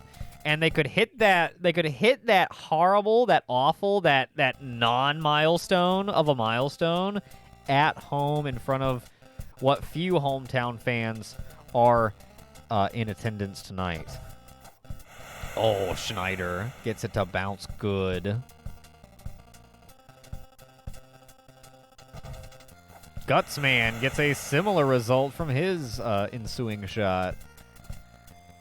I'm about to sim the first ever Atlantic Bowl. Ooh, exciting times. Hopefully Atlantic Bowl 2 will be back on stream. Hopefully. Wait, I didn't catch the playoff recap if you posted it. Who's in it? Did the Chaps make it? Did the Chaps do a thing? The robots are very bad. Hold up though. 2-point game, they're coming back. Gutsman throwing it down. The Philosophers might be the lead squanderers. They're not bad, but they just can't hold a lead. Yo, what the heck? Golly. That almost sounds like a baseball game. Proto Man brings it within 2. Chaps versus the A's. My God, David versus Goliath. Top 2 defenses, really. Ooh, so we're expecting a low-scoring Atlantic Bowl. UB. The UB. Ooh, Proto Man gonna get called for the push. 3 seconds to go. They're gonna snap shoot a 3-pointer. Long range can't go. We'll go to the second quarter. 18-14, a pretty tightly contested first quarter, all things considered. Robots hanging in there. Bubble Man missing on this one. Oh, but they get the offensive rebound. Top Man is there. Gives to Proto Man, who gets it to go. Oh, really? Okay. So it could go either way. Could be a dominant performance for one. I don't know. I'll be interested. Keep us posted if it's finished within the next, I don't know, within the duration of stream. There we go. That's how you word that. That's how you say that. Bloody Brad dropping it. 4-point game. 4-point lead for Filoso. Filoso what?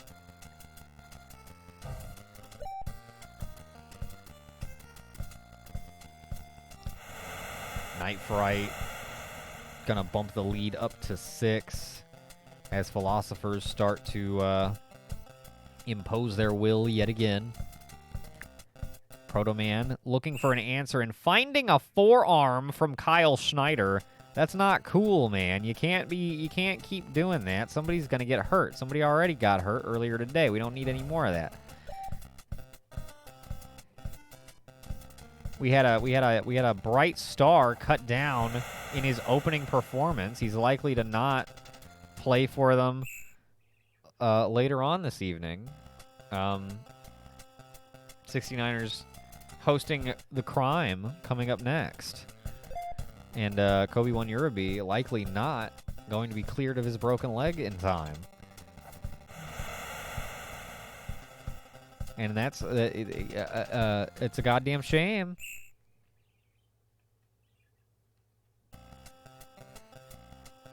We may not see him again. We may never see him again. And that would be just a goddamn shame. Now, of course, we'll use SGFL rules for the postseason. Any players who are hurt will be brought back for the postseason, thanks to, Sensu Beans and back to tank technology. Whatever else we have on hand.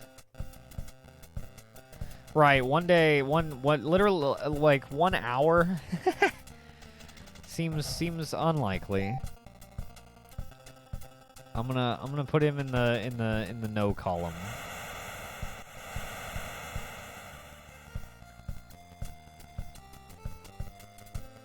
But I hope he's not out for like, I don't know. I hope he doesn't miss the entire season. That would suck.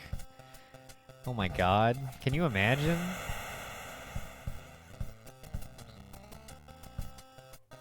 Because he was fucking lighting it up too. He was really having a good game.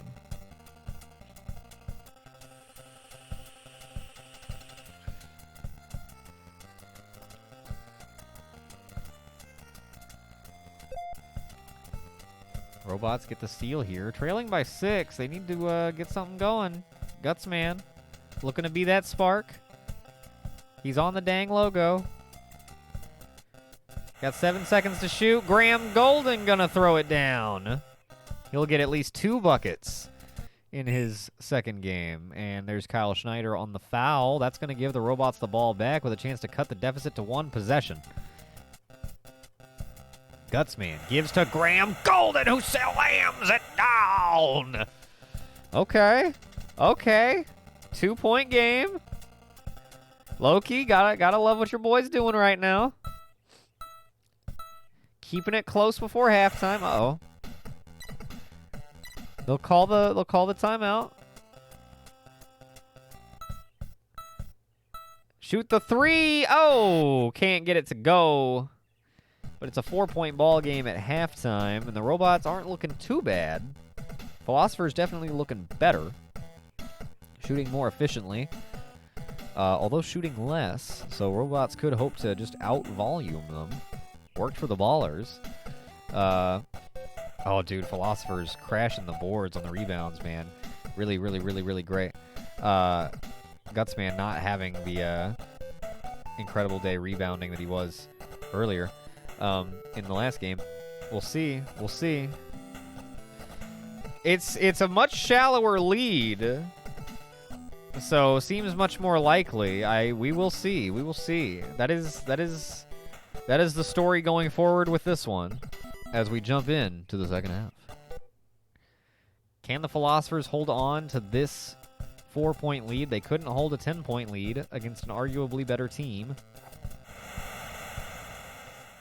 Now a 2-point lead. Gutsman drops it. Bloody Brad. Ooh, a very long 2. And it is good. Schneider.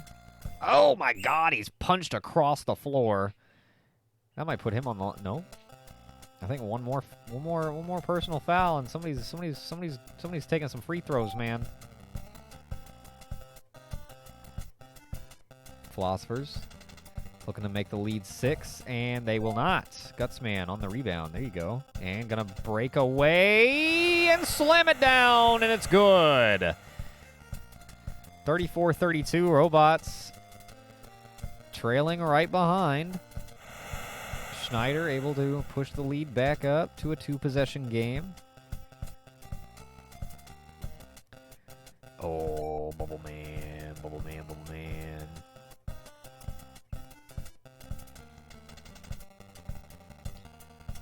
R Blaster. Is it Red Blaster? Bloody Brad, dude. Bloody Brad's got a killer jump shot. Proto Man showing off a jump shot of his own, sinking that one.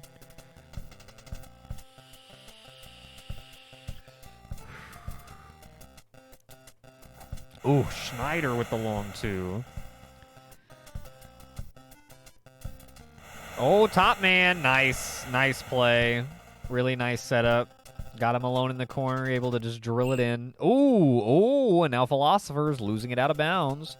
Chance to make it a 1-score game yet again for the Robots.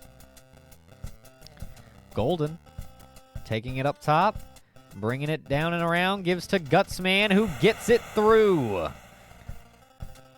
Gutsman has been responsible for cutting the deficit to 2 3 times this quarter, and all 3 times someone has put it back up to 4. And then Bubble Man has ensured that they are able to have another shot at such. Night Fright dishing out to Bloody Brad, who's having a great day. Blaster gives to Bloody Brad, who gets it to go.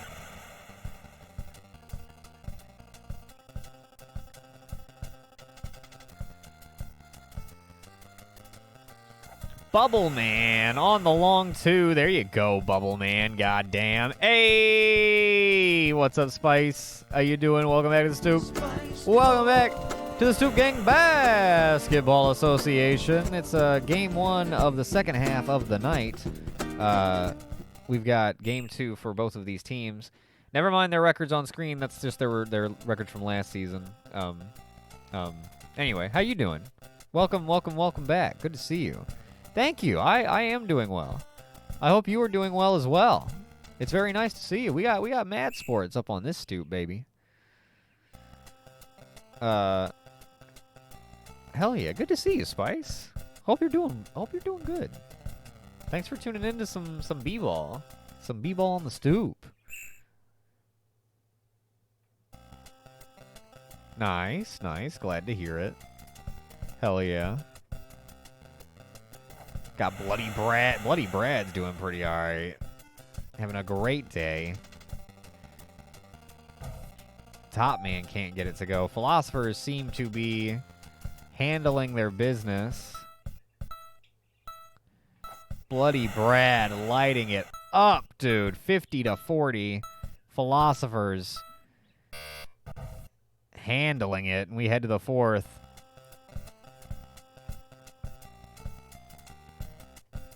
If the robots lose this game, they will be 0-10 lifetime. And it is looking very likely as they are down by 12 here in the fourth quarter. It's not looking good.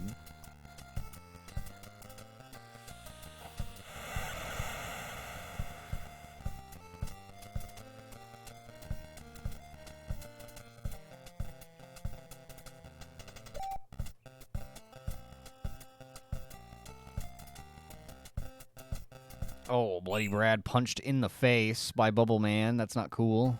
Can't do that. Have I changed? Oh, dude.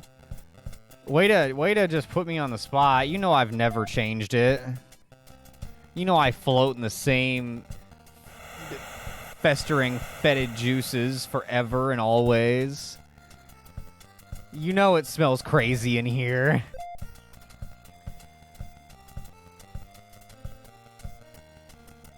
I have not. I have not changed my jar fluid lately. I always forget to change my jar fluid.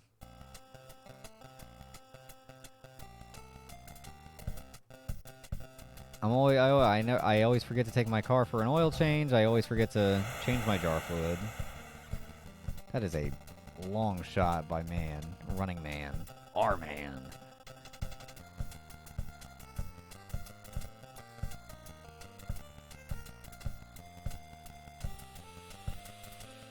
Very gross, very gross.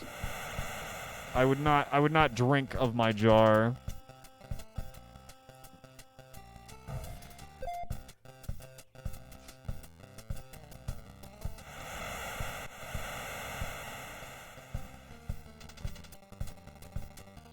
There's no problem until there's a problem. There's as long as nobody drinks from my jar, there won't be any problems. Robots threatening?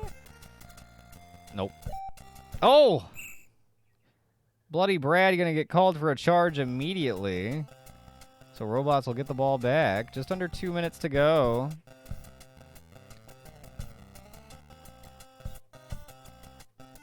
They gotta shoot the ball. There you go, Bubble Man. It is a 5-point game. The robots can play some defense. Oh! They get the rebound. Guts Man. Oh, Bubble Man, shot blocked again. He's not very consistent. Can the robots make it interesting? No, Kyle Schneider with the killer shot. Yo. Another nice play to Top Man. They get a 5-point game again. Minute to go. If they keep giving up those easy twos, it's not going to get very interesting down the stretch. But they Let's see. Nope. Nope. The robots are bad. There will be no heroics for the robots. Oh my. They're calling timeouts. They're panicking. They're about to lose 10 games before they've won their first. This is terrible. This is who would condemn them to keep going on like this? It's me. I do. I did? Oh, it's because of the intro sound effect, huh? Getting me in the game. Oh, damn. Out of bounds it goes. Only 9 seconds remaining. An 11-point lead for the Philosophers. And that'll do it. Holy moly. 64-53. Philosophers kick the robots' butts. And the robots are 0-2 on the season and 0-10 lifetime. They have never won a game, and Season 2 is well underway. That's rough. Very poor bots. Very, very poor bots. They should be ashamed.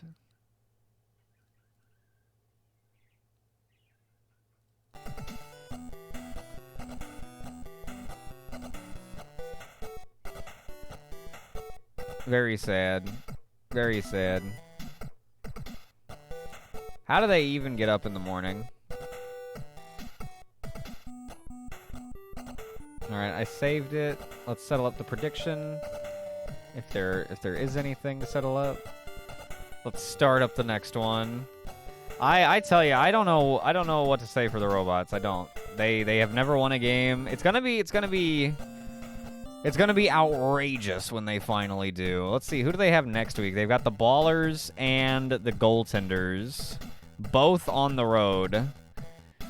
Yikes. After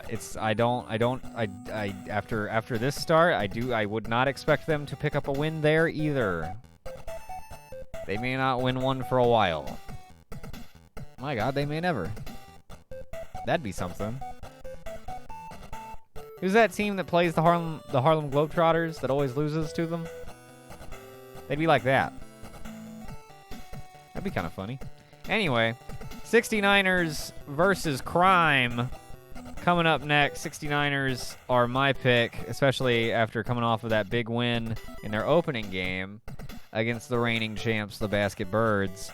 You gotta... Oh, right, of course. You can't call them the 69ers because... you know, reasons.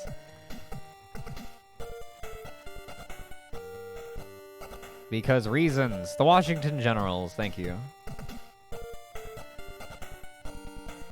Yeah, the robots are basically the Washington Generals.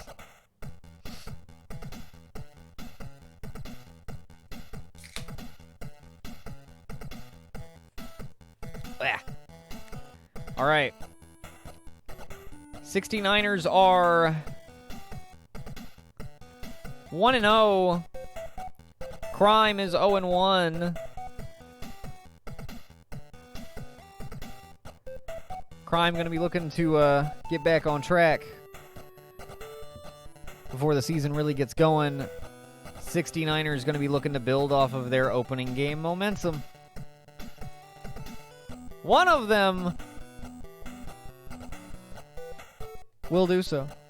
Gutsman, 16 points. Did really well. Graham Golden was 6. 3 of 7. A lot better than game 1.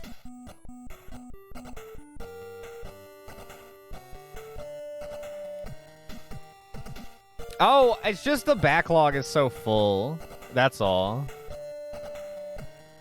I took in so many during Season 1, and the SGBA draft is so small that there is still just plenty. That's all.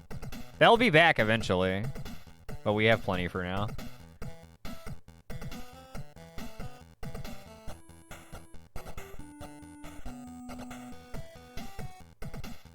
Yeah, I think literally in the pool.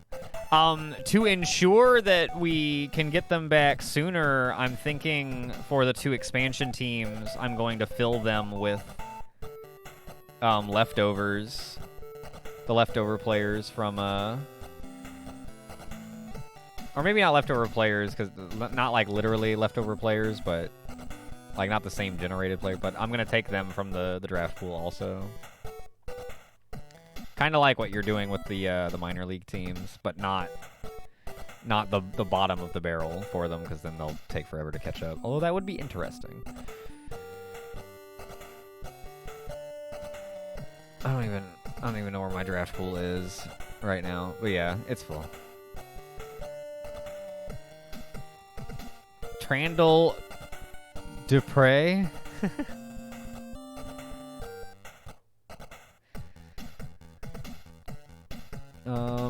Oh, and then dude, Bloody Brad with the 22. He sure did. 11 of 16 for 22. Kyle Schneider, 9 of 13 for 18. Not bad. Running Man, 7 of 9 for 14. Dude. See, the philosophers are good. They just goofed in that first game pretty bad. Blew that 10-point lead, but they can solidify. They can. Well, I mean, they just played the worst team, so maybe not. I don't know. I don't know, man. Too early to tell. We'll see. We'll see. Let's jump into our next game. We got the 69ers hosting Crime.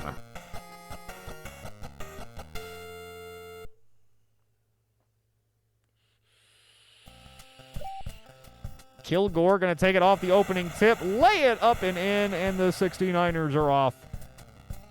To a good opening start.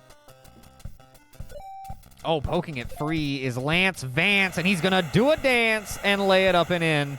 No. What? Oh, I'm reading the wrong side. That was Dunk Jones. God damn it.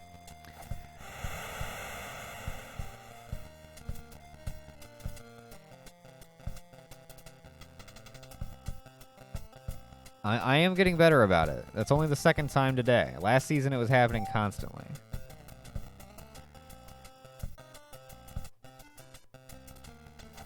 Torrent with a nice jumper. Going to tie it up at 4. Not bad, not bad.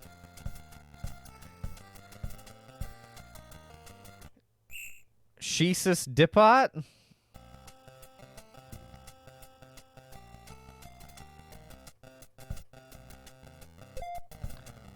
There's a block from Dunk Jones. Dunk Jones covering Lance Vance. Going to pass it over to Squaw, who is blocked by Jez Torrent.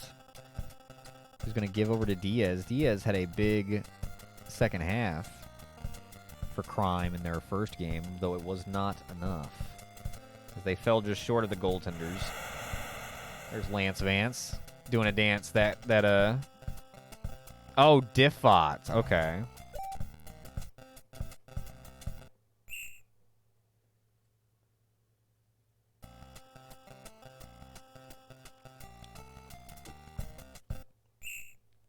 Dunk Jones getting a little pushy. Oh, to the corner. Vance gonna take it out of the corner, take it up to the top, dish it in to Diaz, who gets it to go. And Crime pulling up ahead. Oh, poked free again, stolen again. Kent Paul gives to Vance, who doesn't get it to go, but Diaz gets the offensive rebound, puts it back. 10-4, good buddy. Squaw hits. Maxens Degrud.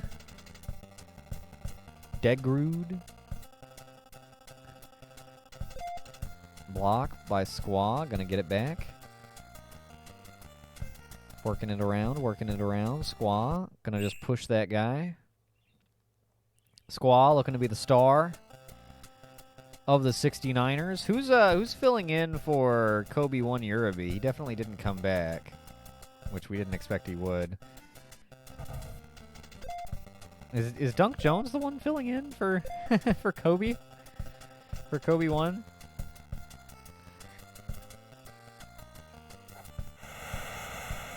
DeGrude.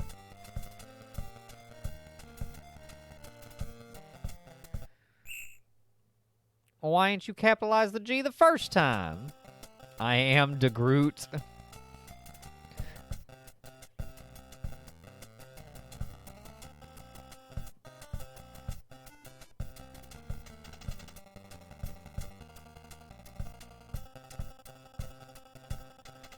Crime.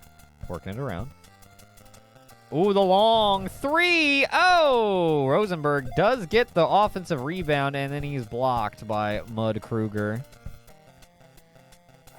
Squaw scoring on the other end and tying it up for the 69ers before the end of the first quarter here.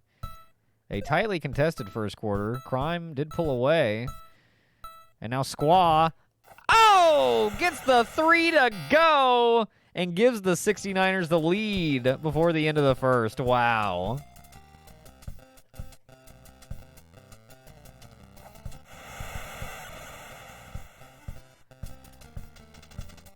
Is Dunk Jones related to Punch?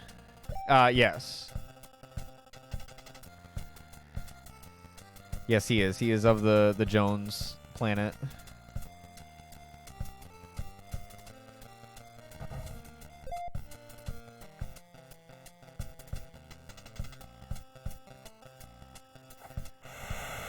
'69ers on a 9-2 run. Make that an 11-2 run. Ooh. Dunk Jones, I believe Dunk Jones filling in for the injured Kobe 1 Uraby. Indeed, they are not of this Earth. Although they have embraced the planet Earth in their time here. 69ers losing it out of bounds now. Crime with a chance to take the lead back.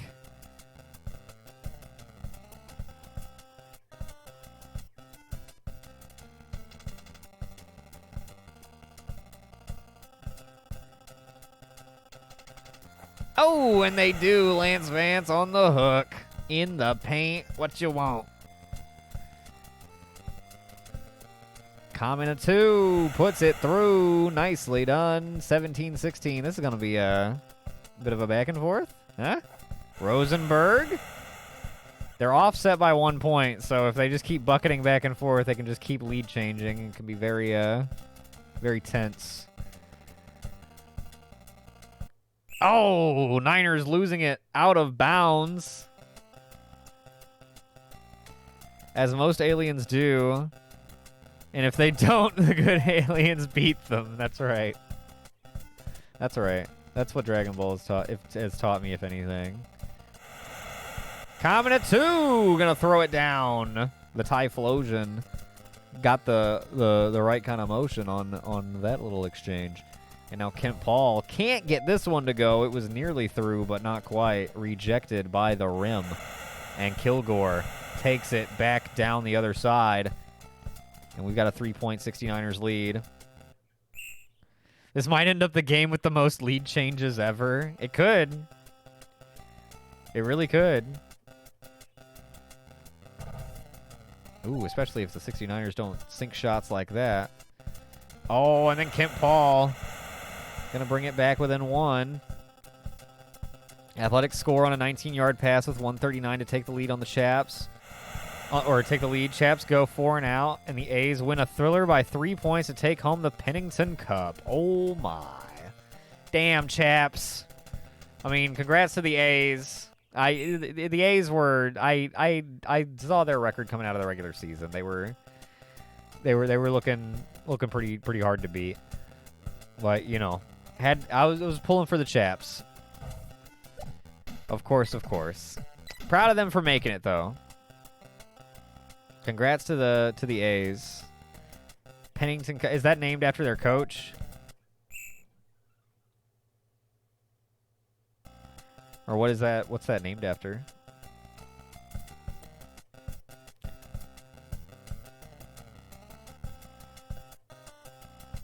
'69ers looking to make it a 5-point game.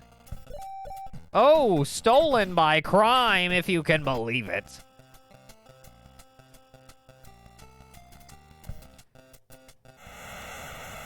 Oh, Rosenberg gonna throw it down for Crime, and it's a 1-point game. And Chad Pennington. We have my high school football team played at a field called Pennington Field. It was like a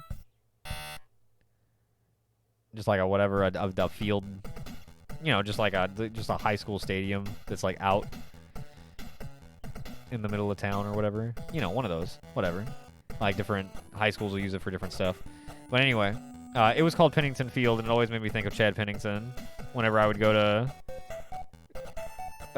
my high school's football games back in the day.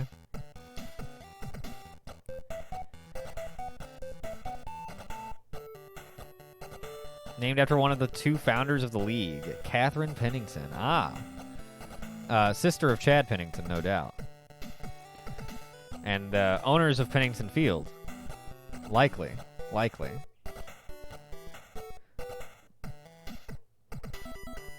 Damn, I forgot about that. I hadn't thought about that in a while.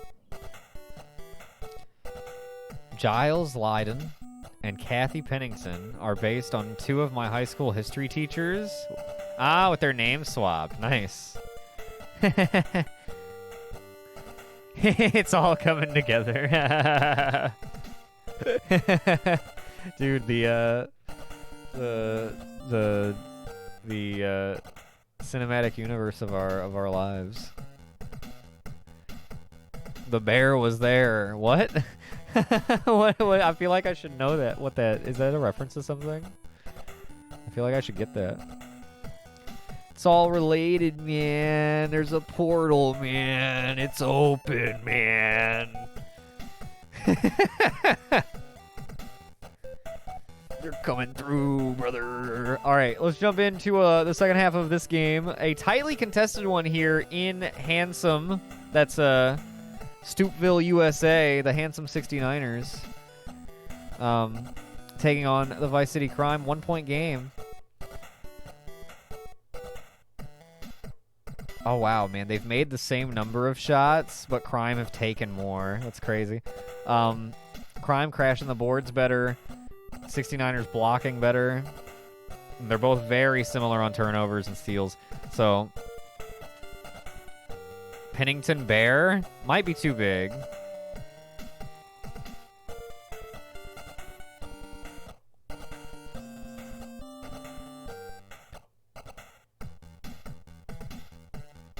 Nope, it's good. You had 1 to spare. Second half, let's do it. Crime gonna start with the ball. Man, dude, they are on him right away. Diaz can't get it to go. Common at 2 on the rebound. Gives to Squaw, who shoots long and gets it to go. Squaw having a good day. Wasn't it Paddington Bear? Mile? Pennington Bear?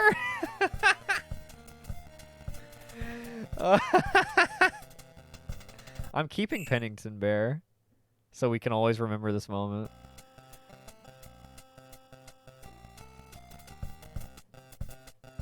Classic Mike. Classic Mike. Classic Mile. Truly. I had the same thought, though. Classic Mile. Mile with classic redeems such as WrestleMania 7 and Fallout New Vegas. New Vegas, one word.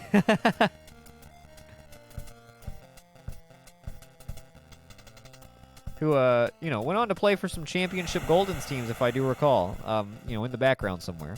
But he was there. WrestleMania 7, I think, plays for Umbrella to this very day.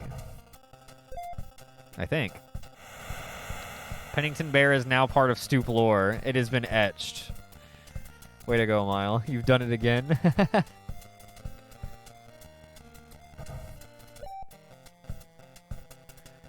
Oh my god, remember that time, Mile, remember that time you redeemed Champ Bailey, but like really, really small and really far away? For the Stoop that one time? He was like out the window on a hill. That was so good. It's like Champ Bailey's coming. He'll be here in a little while. But he's coming.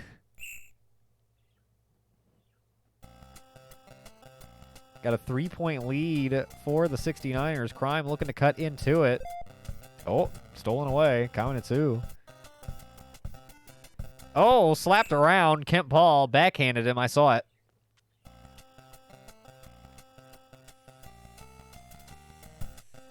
Yeah, ominous champ.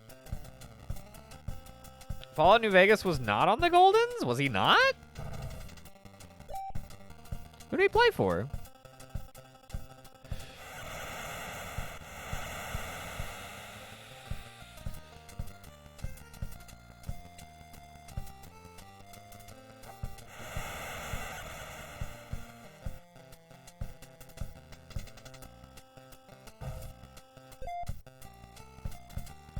Dude, Crime just cannot get within 3 points. Oh, he played for the Patriots.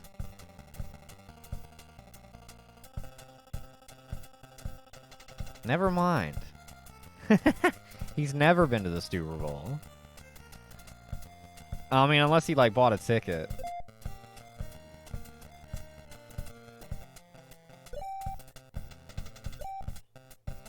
Oh, wow. Really? Wow. Oh! Crime draws within 1! Squaw is a murderer from long range. Dude, Crime, whip out a 3. Come on. Put your balls in the wheelbarrow and drive. That's a nice shot from Diaz. Nearing the end of the third quarter here, and... Oh! Shoot it! Fourth quarter, 1-point game still.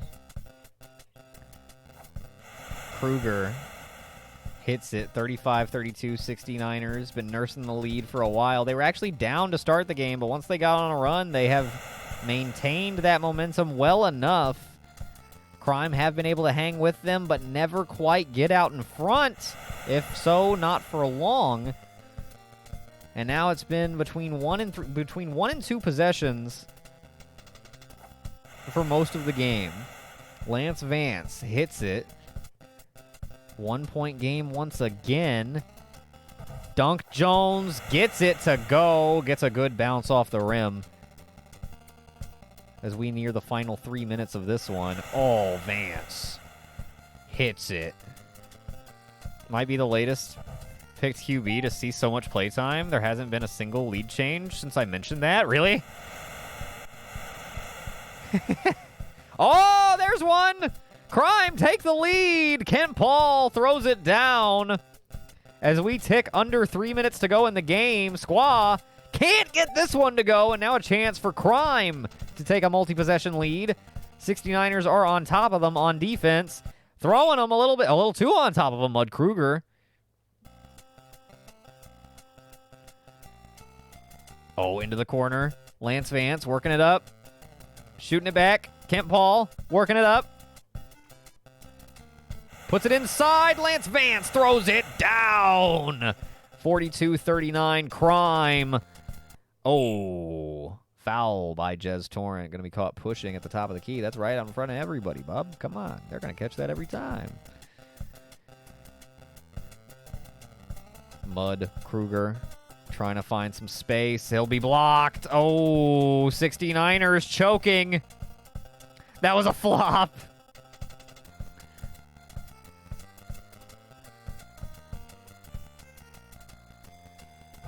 Oh, Diaz can't get this one to go. Kruger on the rebound. Gonna find Kaminatu. Kaminatu gives to Squaw, who oh, Butterfingers. Butterfingers. Crime takes over. It's a 3-point game. Just a minute and a half to go in the ball game. Another foul. This one by Squaw. My God. Yo, what's up, Blue? Welcome back to the Stoop. Welcome back to the Stoop Gang Basketball Association. We're here in game 6 of the evening out of 8. Game 2 for both of these teams. We've had a sudden lead change here down the stretch. Crime was trailing most of the game, but they were hanging with them. Now, all of a sudden, they are pulling away, leading by 5 with only a minute to go. How are you doing? Hope you're doing well. Good to see you, Blue. Choking is something you should avoid as a 69er. Oh, shit. Oh, my God. Yeah, you gotta breathe through your nose. You gotta breathe through your nose. Oh, fuck. That was a good one, Chev. That was really good. Oh wow, they are choking though. My God! And after they had a great opening game, beating the reigning champs, they're the only team to have ever done so. They were the only team to do so last season. So far as this season, I guess they're the only team to do so as well. But now they're gonna come out and just lay an egg after leading the whole game. Oh, Squaw! Oh my goodness, Crime! Throwing it down! My God. The 69ers led by 1 to 3 points for most of the game.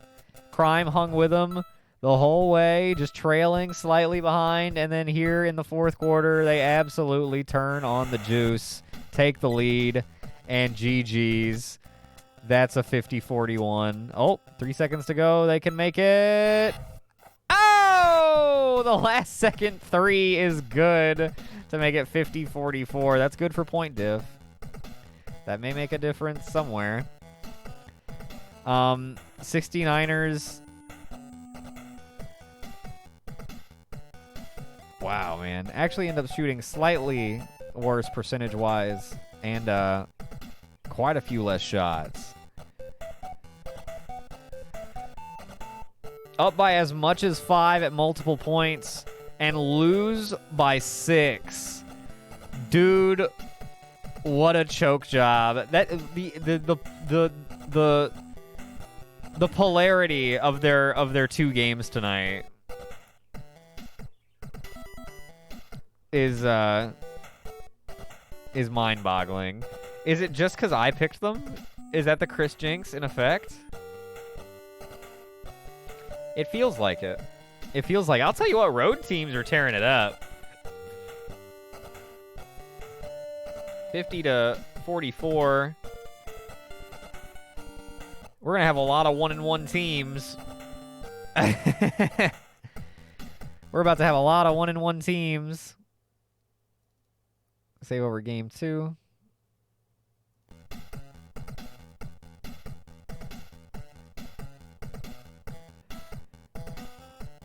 Settle up the prediction, and we'll get the next one going. We've got 2 more games to go tonight. Up next is going to be the Basket Birds at Goaltenders, which historically has been a pretty fun matchup.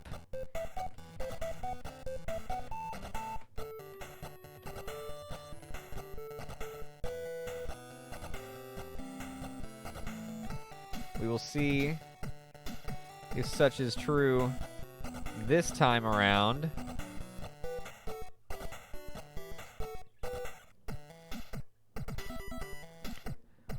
Worth noting, first set of games tonight were divisional matchups. Second set of games tonight are interdivisional matchups.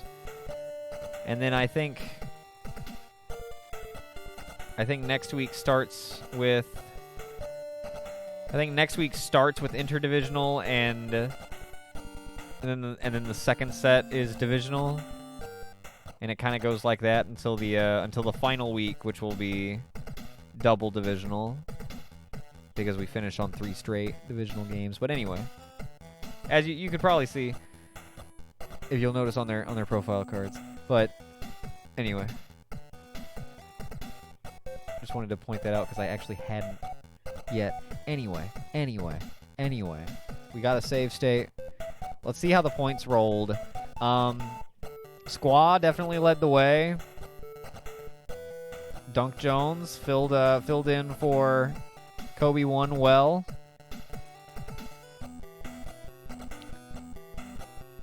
Dude, Lance Vance and Ricardo Diaz both dropping 16.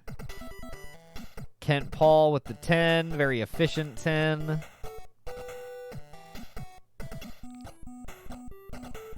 It's a good game for the Crime. Good game for Crime. They hung with them. They hung in there. They hung in there the whole time. 69ers totally choked it. What are you gonna do? Chris picks are 3-3. I am the coin. Have we had a double-double?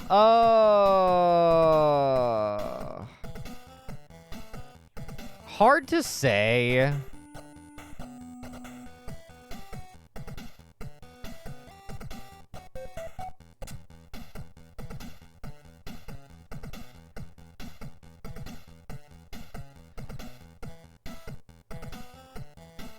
Let me think.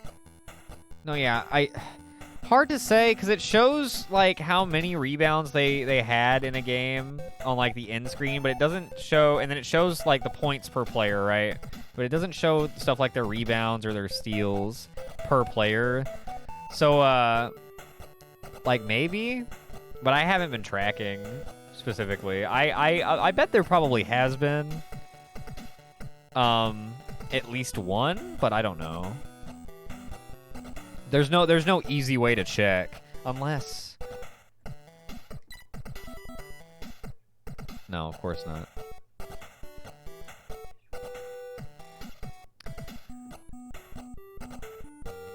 But like earlier today in the one of the robots games, at halftime they had 7 rebounds, and I knew that most of those were Gutsman because he was just getting most of the rebounds. I remember seeing him get a lot of them.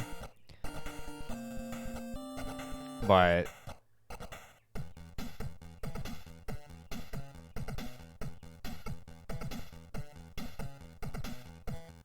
I'm trying to think. Yeah, we'd have to just pay attention during the game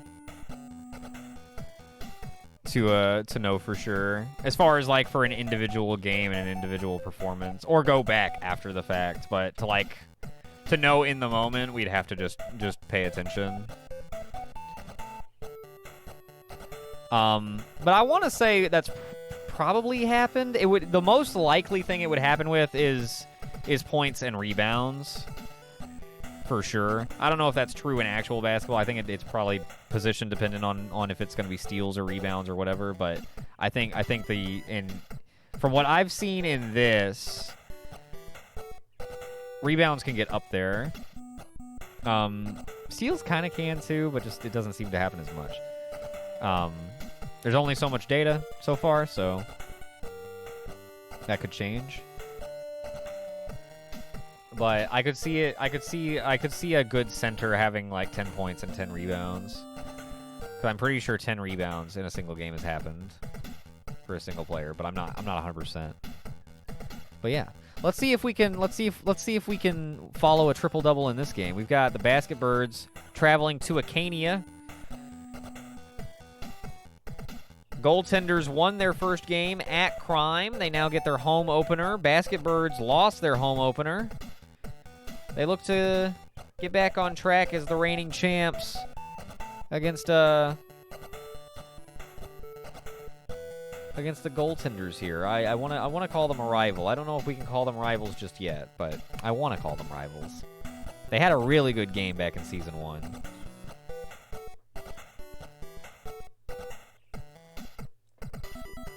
Let's do it.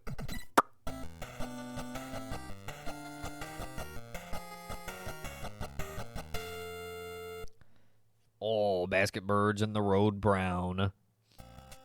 The Road Red Brown. And there's Jerry Lucas getting it off the opening tip, and there's the opening points for the Basket Birds. Goaltenders welcoming the Basket Birds into Acania Castle.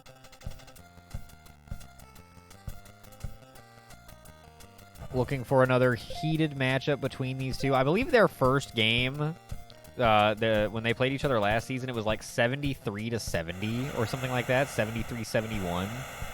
It was the highest scoring matchup, I think, all season. They went absolutely off on each other, and they're off to a hot start so far, both going bucket for bucket, and Draug dropping another one, 6-4. Basket Birds passing across the floor.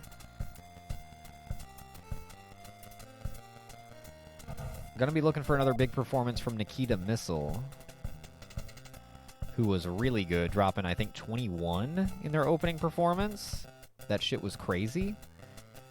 And, oh, don't get that one to go. That was them, though. Bill Russell brings it up the floor. Lucas gets it poked loose. Rhodey gonna give to Missile. Missile gives to Rhodey, who has it blocked. Jerry Lucas not gonna get done too like that.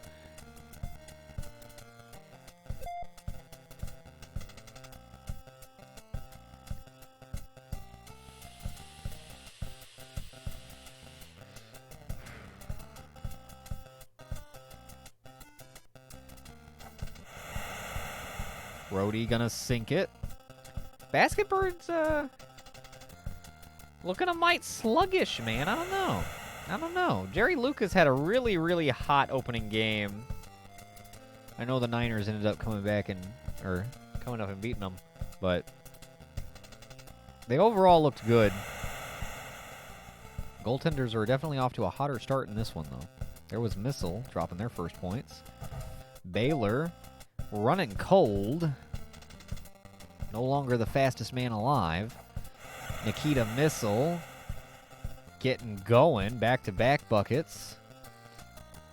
Spangle Dangle can't get this one to drop. Jerry Lucas on the offensive rebound and the putback points.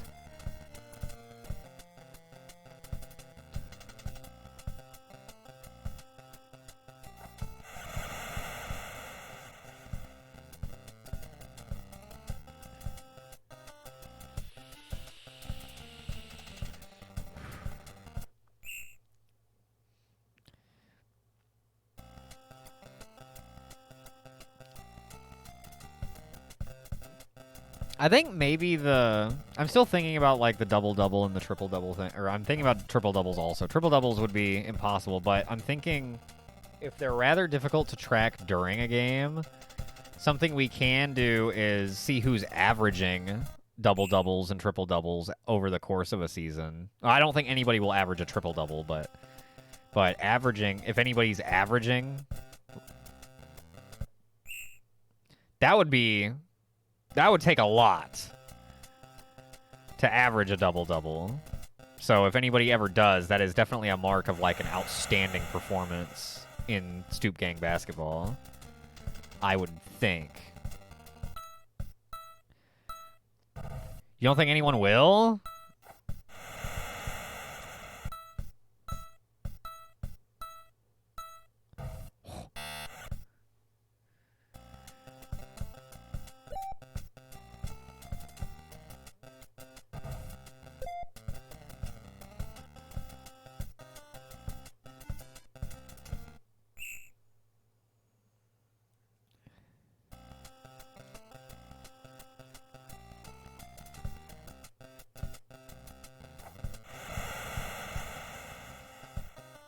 Oh, see.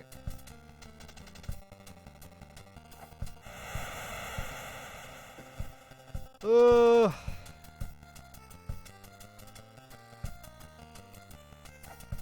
that would have been a really good idea if I hadn't already save stated over the first round of 4 games.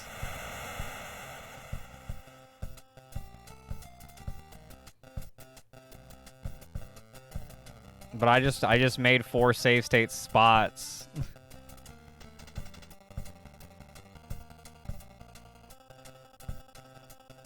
So that would have been a great idea like an hour ago.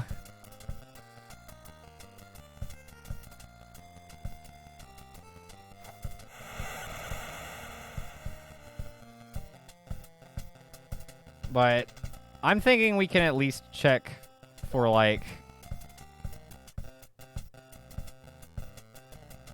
I don't know. I can check averages at the end at least and see who's close. That's still a good way to check for like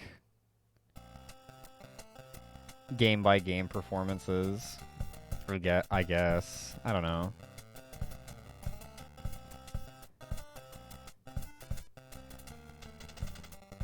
Still kind of figuring out the, because I don't know basketball as well as I do football, so I don't know like all of the marks of like a fantastic like seasonal performance or whatever, other than like scoring a lot of points, getting a lot of rebounds, the obvious stuff. But I don't know any good like next gen stats for basketball. Well, we could probably do some of those. Stupefy them, you know.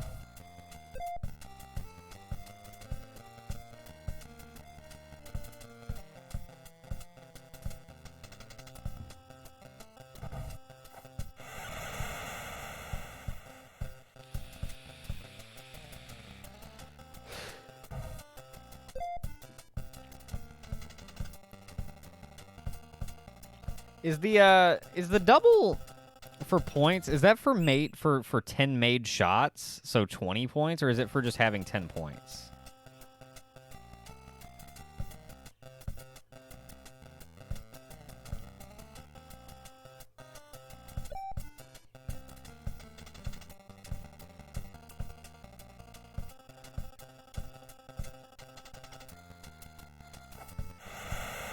We could, in Stoop Gang Basketball, we could have a double single plus.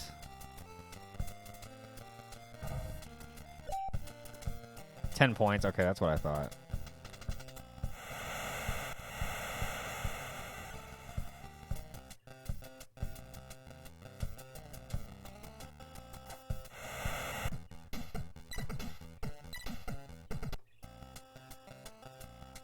Right, but an NBA season is 82 games long.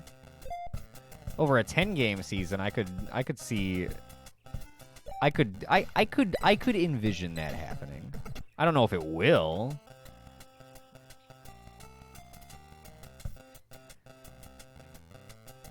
Be interesting to see.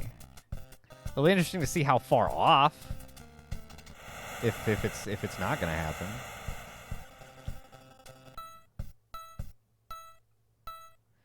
That's also true.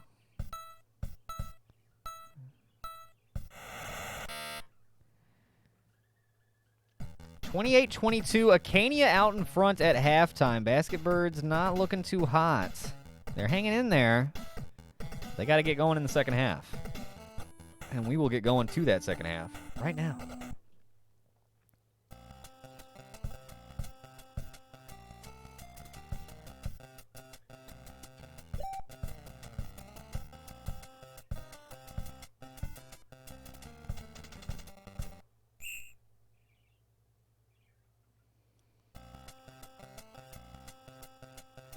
But yeah, I don't know. It's not really gonna. It's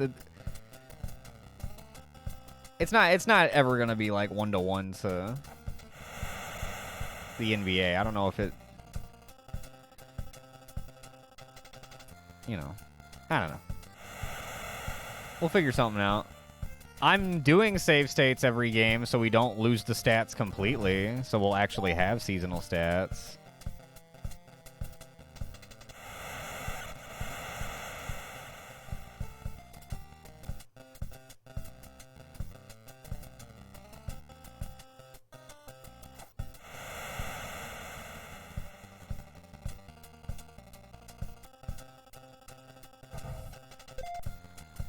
Well, yeah, that's what I'm thinking too.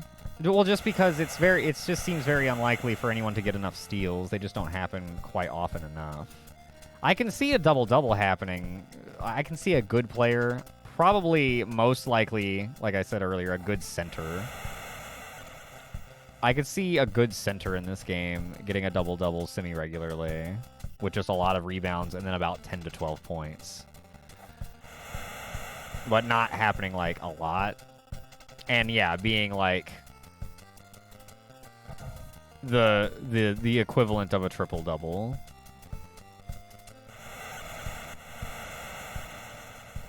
I don't know. Interesting to see. I wish I had done the save states differently now. I guess that we'll do that for Season 3.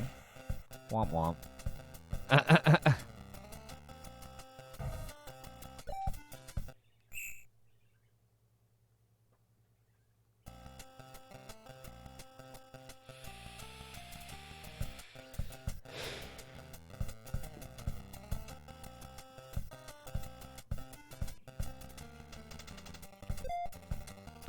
Goaltenders are taking care of the Basketbirds right now. It's not the start they were looking for. Basketbirds, reigning champs, at risk of starting 0-2.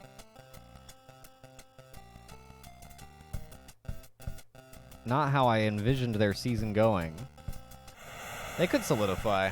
Long way to go. Long way to go. But, not an inspired start. I don't know, they looked really good game one.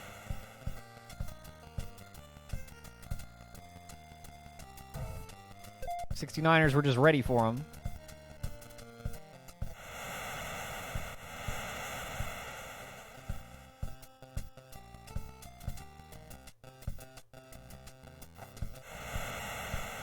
We will check stats at the end of this stream. We'll do that like we do for SGFL streams and see who's leading in points and steals and rebounds. And maybe we can see some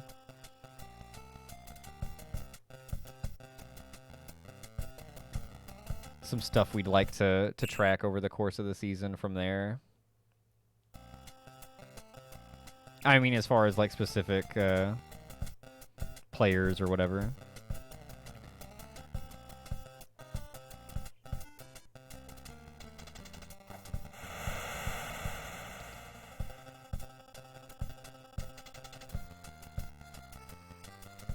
One like I guess points for looking at averages as a thing, at least comparing. Well, there's no season 1 stats to compare to, so I guess it doesn't really matter. But season 1 was only 8 games plus the postseason, and then season 2 is 2 games longer for the regular season. So any seasonal stats would be, you know, slightly more inflated. But we don't have any season 1 stats to reference, so it doesn't really matter. But I don't know if 10 games is the final, like, format of, it may not be.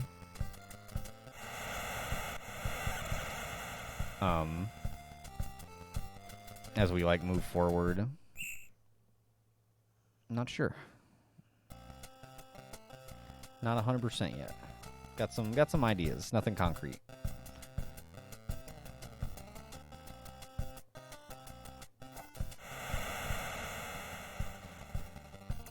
Goaltenders maintaining their lead.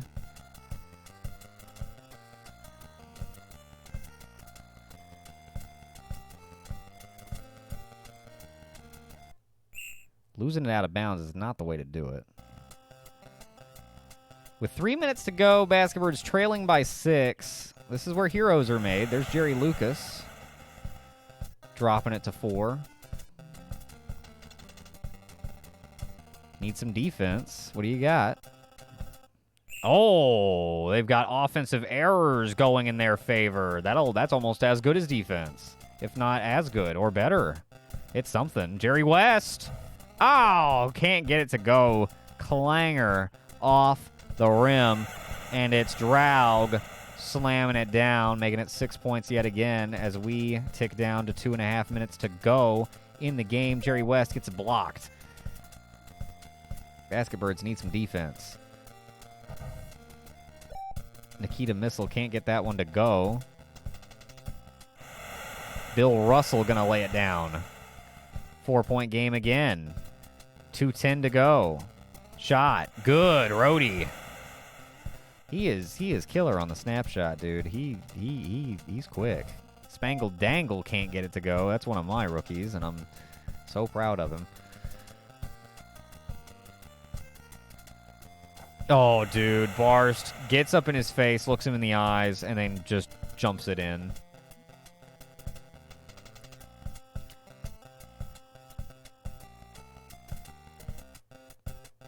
You know, a three-pointer would go a long way here. Spangled Dangle clanging off the rim and the backboard. Draug slams it down on the other end, and it's a 10-point ball game all of a sudden again. Basketbirds. Oh, geez. Bill Russell gets the rebound. He can't get it to go. Draug takes it the other way and slams right into him. That looked like a flop to me. Like Bill drawing the foul to get the ball back, trying to get something going. There's Jerry Lucas, gets it to go. 8-point game, under a minute now. Oh, dude. Yeah, the goaltender's got it. GG's. GG's, I say. Basketbirds are going to start the season 0-2. Coming off of a championship run season in which they only lost one game. Here in season 2, they will start out 0-2. Goaltenders, conversely, going to be starting out 2-0. Is that right? That is right. Oh, my. Better look out. They are looking dangerous.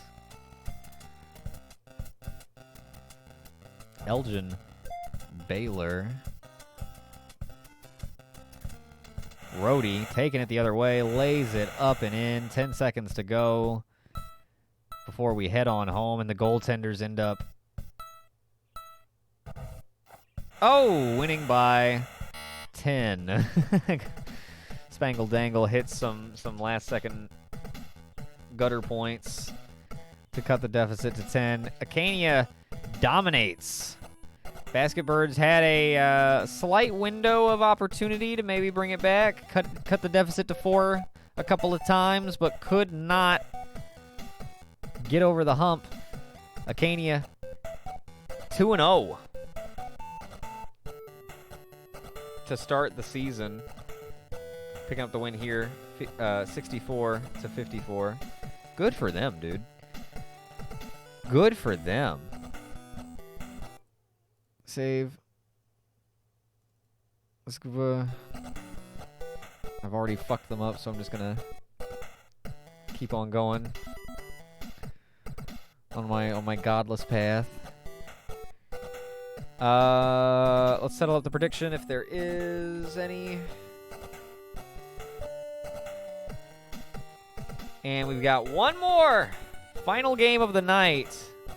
Opening night tip-off. We've got the Rocks hosting the Ballers.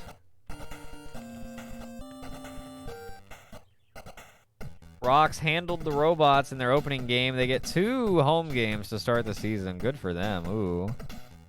Bully for you. Start that up. Get the profile cards on screen.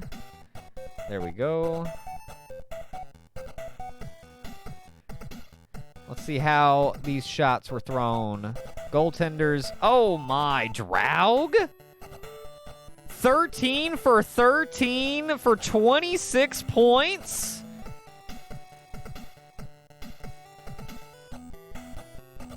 Bruh. That is the greatest performance by a center, at least scoring performance. Ever. Certainly to this point. Good for Draug. Wow. 100% on 13 is pretty good. And he probably had some rebounds in there. God damn.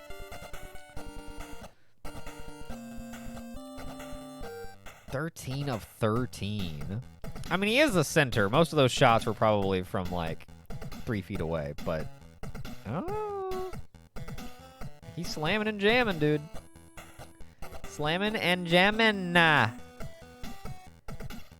Spangle Dangle, 18. Jerry Lucas, 18. I mean, the Basketbirds had bright spots, but he just could not hang. And then we have one game to go tonight. Ballers at Rocks. Rocks versus Ballers.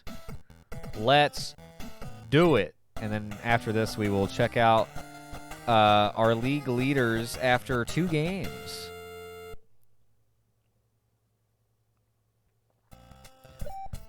Ballers gonna get it off the tip-off, and Raditz gonna throw it down for our opening points, and we are underway. Ballers, both of these teams 1-0, so Ballers had that big comeback. They were down by 10, 26-16 at halftime against the Philosophers earlier tonight. Came back and won 44-43. And a big part of that was Goku Black just turning it on in the second half. I'm mushing my words. It's a good thing we're almost done. Turning it on. I'm not. I don't have an accent. You shut up. Turning it on. Okay. All right, I gotta stop. It's gonna bother me. I don't like the way I say that.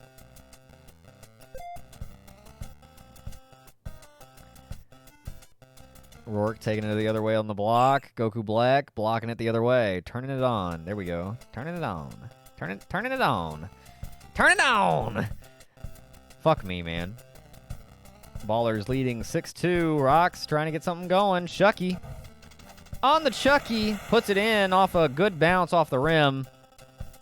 Shucky lit it up in game 1 for the Rocks. He was one of their brightest spots. Father Flint also quite good. Raditz blocked. Rourke taking it the other way. Gives to Shucky. Ooh. Gonna have it blocked. And now Goku Black gives to Raditz. Notice we don't have like 1 or 2 players who are just slow as molasses, and then like 1 or 2 players who are lightning in a bottle. Lightning McQueen. Everybody seems to have gotten off the roids and hit the gym at the same time. The Shucky Slam is coming, no doubt. Rourke given to Gordy, who's going to shoot the 3. Does not get it to go, and Goku Black going to take it off the rebound.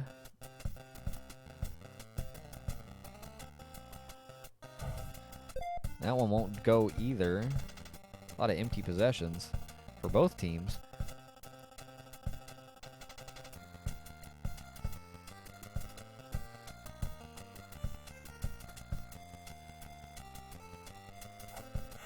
It's good. There's Flint getting involved.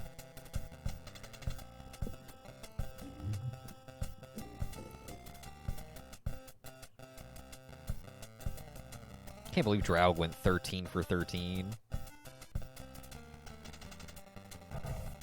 Raditz can't get this one to go. Flint off the rebound.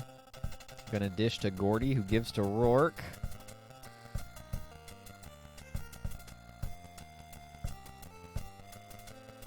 Flint cutting in and jumping for the twofer to tie it up.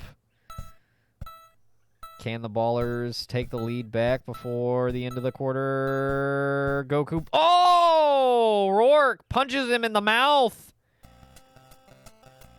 And now they're going to, what, do a snap 3?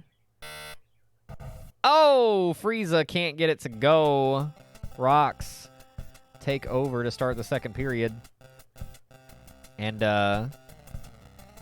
we've got a tie game. 8 points for both teams in the first quarter. It's crazy. I don't know. We're never going to have, like, 100-point games. We're just not. I think the most one team has scored was, like, 77.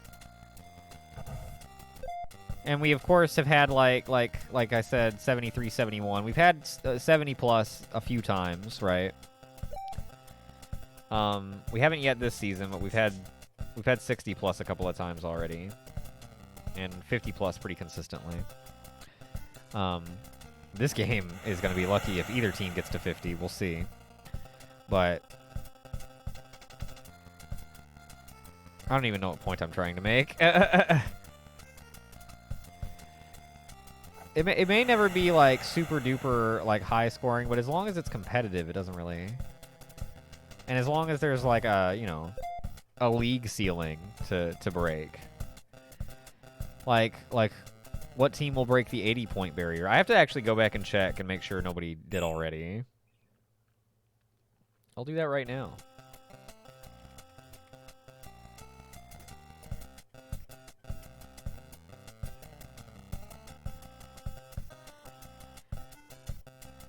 Let me see. Oh, it was 62-60 when the Basket Birds and Goaltenders played last season. Basket Birds won. Let's see. Basket Birds scored 70. Oh, 70 is our highest. Okay, I was just... Dude, I'm making shit up. I'm just making shit up. 70 is our ceiling. We have had 60-plus a lot. Last season, we had a lot of, like, 30-something and 40-something score games and stuff in the 20s and shit. A shot clock violation, really? Really? Uh-oh.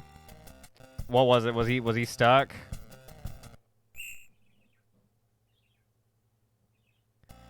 Aww.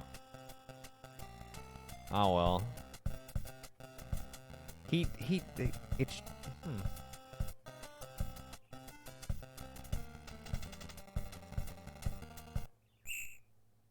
It shouldn't be. I don't know. Shucky.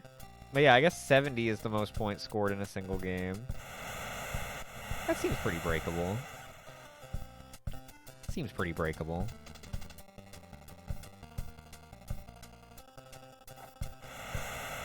I wonder if that freeze is just a bug that happens in the regular game. I don't actually know. I have not... You know what?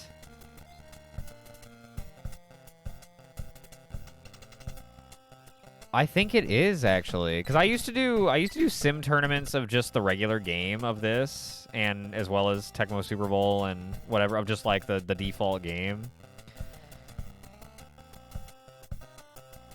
And I feel like I remember something weird like that happening and being like really confused by it, because I like, or like frustrated because it would happen like at a critical point. I think that might just be part of, I mean, not like an intended part of the game, but just like that might just be a bug that's like native in the game, like not a side effect of ROM hacking. I'm not sure. I'm calling on, you know, my memory, which is you know, inconsistent at best. But now that I think about it, I don't know. Maybe. It would be wonderful if it wasn't our fault. Specifically my fault, actually. 14-12 at halftime. Rocks leading, but barely, and neither team exactly, you know, gunning the gas. How else do you put it? They're small balling it like crazy, and shooting rather inefficiently as well. I suppose let's jump into the second half of what is sure to be an interesting second half of this one. Let's see. Let's see. Neither team off to a great start, but we'll see.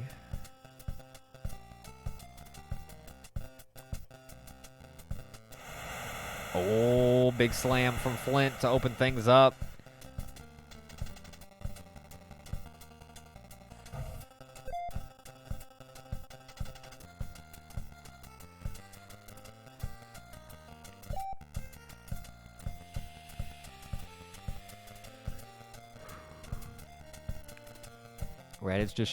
Raditz dishing to Perfect Cell, who gives back to Raditz.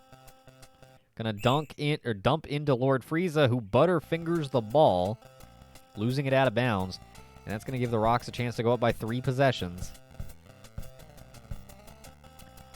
3 possessions. Shucky can't get it to go. Now Cell bringing it back across. Gonna give to Goku. Frieza gives to Raditz, who loses it. Cell gets it back, gives to Goku. Cell gonna bring it in and put it in for 2. Had a nice little burst of speed when he came into the paint. I like that. Missed shot and rebound by Lord Frieza, who's gonna go straight to the rim and slam it down for the tie. How did that reset? Wait, what reset the shot clock? Shucky, the Shucky slam!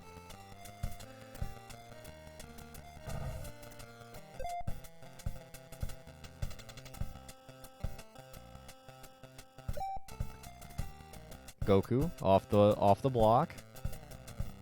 It's a low scoring game, but it's a tight game. Perfect Cell. Oh, can't get it to go. Youngster Joey on the break.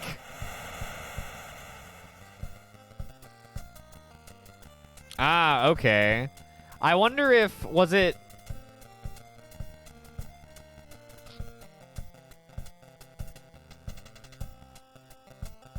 I mean, I can't remember exactly how it went down, but maybe it's...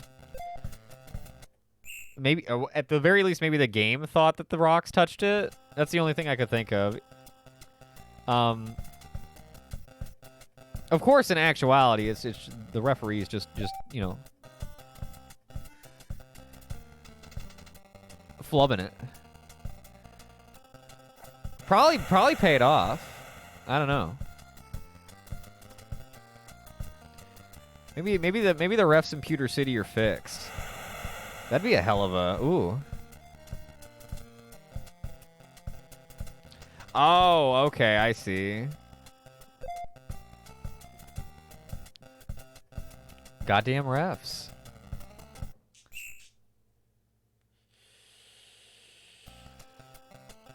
Goddamn refs indeed. 4-point lead for the Rocks, nearing the end of the third quarter here in a tightly contested, though low-scoring affair between two 1-0 teams. The Rocks would never play dirty.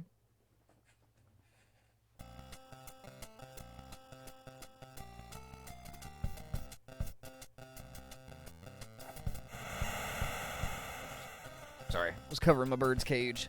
No, the Rocks would never. And to insinuate such a thing is almost a crime in itself. Reddit's going to hit the hook shot, make it a 4-point game. 3, 2, 1. Rourke cannot get the 3 off in time. And the Ballers come into the fourth quarter with a chance to make it a one-possession game. They will not. Youngster Joey on the rebound. Somebody's got to get on him, dude. He is so good on that breakaway. If he gets that rebound and you don't get on him quick, he is gone.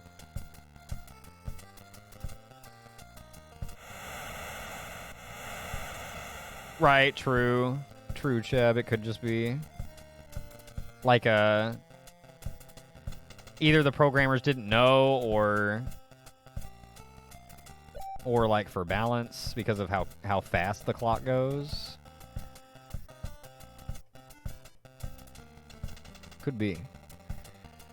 I do. I have an IRL bird. He's over in a cage.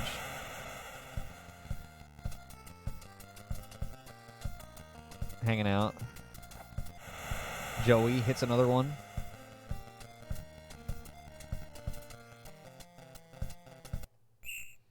Shucky gonna pick up the foul. Goku Black gonna inbound to Perfect Cell, who tries to work his way around, and he will! Lays it up and in. Had a lot of resistance, but he gets it to go.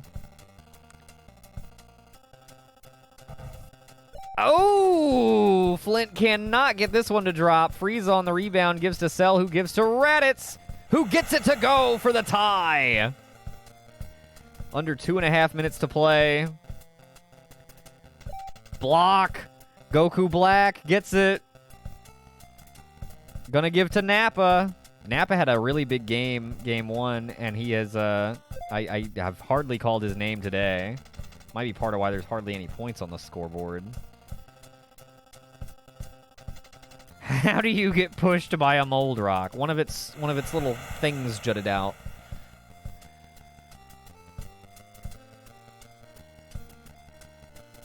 Perfect Cell hits a dinger, a ring dinger, a rattler. There we go. A rim rattler. Oh, and now a nice block. Frieza. We're all tied up. Oh, not anymore. Cell breaks the tie for the Ballers. Ballers lead down the stretch. Flint hits one and ties it back up. Oh my, we haven't had a ring dinger.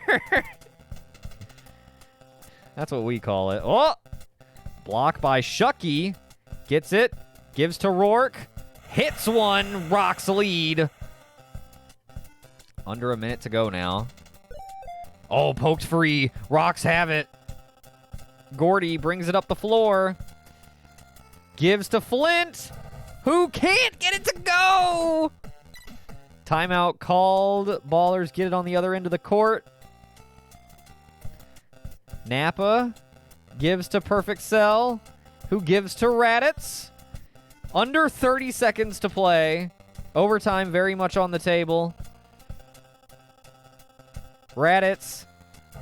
Oh, off the rim, no good. Oh, dude, if Joey hits this, throws it down, that's going to make it really hard. And that's a ring dinger.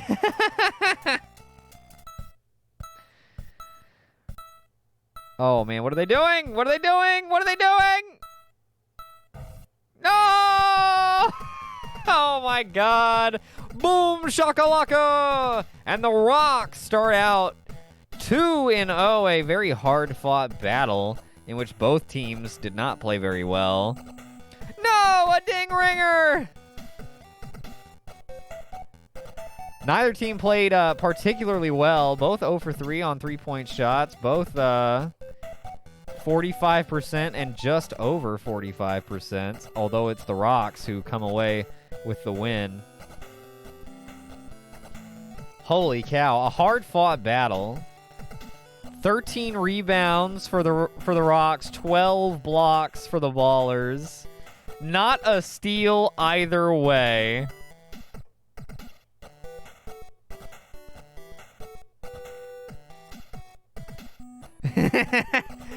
Is that onomatopoeia of the game's music?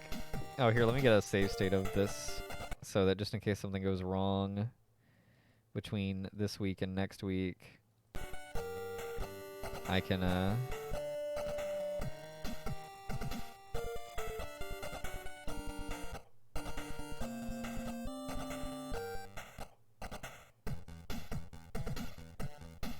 keep things kosher. Okay. All right. 30, what is it? 30, 36, 32. Get rocked. Rocks starting out 2-0. Goaltenders starting out 2-0. Robots and Basket Birds starting out 0-2. Yikes. Crime is 1-1. 69ers are 1-1. Ballers are 1-1. Philosophers are 1-1. Long way to go.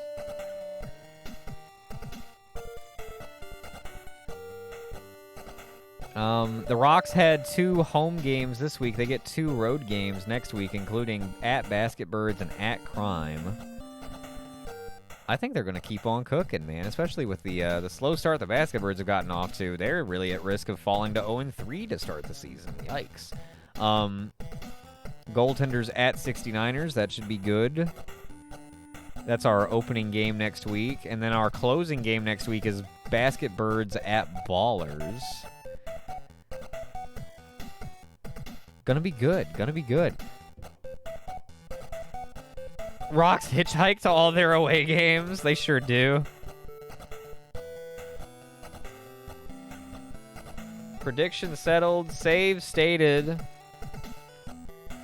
Let's see how the stats did in this game, and let's see how things went. Flint's leading the way. Wow, Flint the story today. Perfect sell with 20. Wow, he was the story for the other guys. That's crazy that the winning team's leading scorer was outscored by the losing team's leading scorer, and it was such a close game.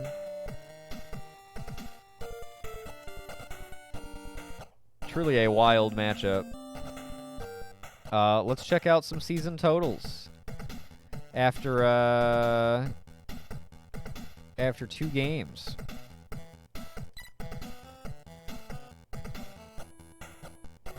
Oh, yeah, Draug.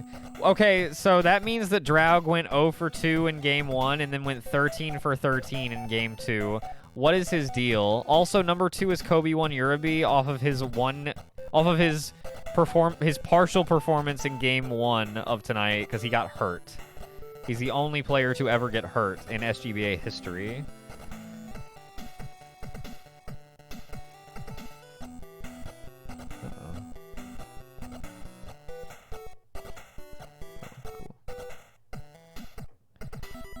Napa, 9 of 11. Okay. Man, Guts. Guts, man. Who's at the bottom? Oh, wow. Okay.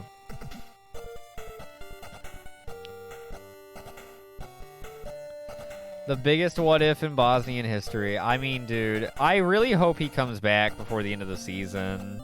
Or at the very least, 69ers make the playoffs and we get to see him then. Oh, shit. That's pretty good. Yeah, Kobe's just, you know, he does what he's told, no matter what.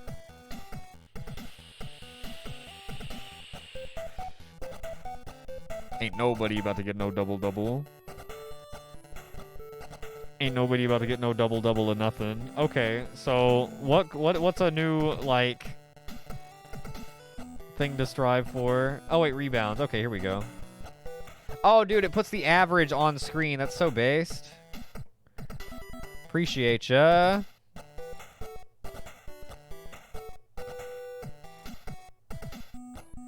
Oh, wait, I didn't even read. Who's leading the way in blocks? I didn't even read that. Bloody Brad, Rhodey, Frieza. Yeah, makes sense. Rebounds. Joey with the 13 rebounds. Kent Paul with 12. Night Fright and Kaminetsu with 10 apiece. Nicely done, nicely done. All right, steals. Stills. Kaminetsu with 2. Jerry West with 2. Steals are just not common. Ball security is up. Let's check. We'll go around in like a clockwise circle and we'll finish on points.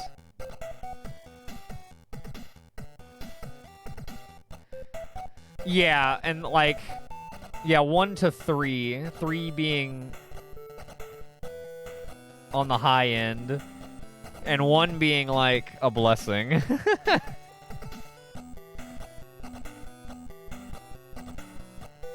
So, okay, nobody's made a free throw yet. Yeah, we had one guy attempt free throws and miss both of them. I think it was Joey. Damn. Oh, wow. Okay. Squaw's the only one who has taken enough free throw or three-point shots to even qualify for the three-pointer board. He's made 2 of 5. Good for him. Because there were definitely other three-pointers, but... dude, Jerry Lucas averaging 21 points a game. Not bad. Nikita Missile averaging 19.5 points a game after his opening 2 performances. Axion, got to be proud of that, huh? Definitely the star rookie out of opening day. Definitely the rookie we're watching the most. Other rookies to watch, of course, Spangle Dangle, Kobe won Uraby if he comes back, and then Graham Golden. Can he turn around the Robots? Probably not by himself, but that'd be pretty cool. Diaz with 19.5 as well. Rhodey 18. Flint averaging 17. Okay. Perfect Cell averaging 15. Yeah, I like that. I like that. But I think just like...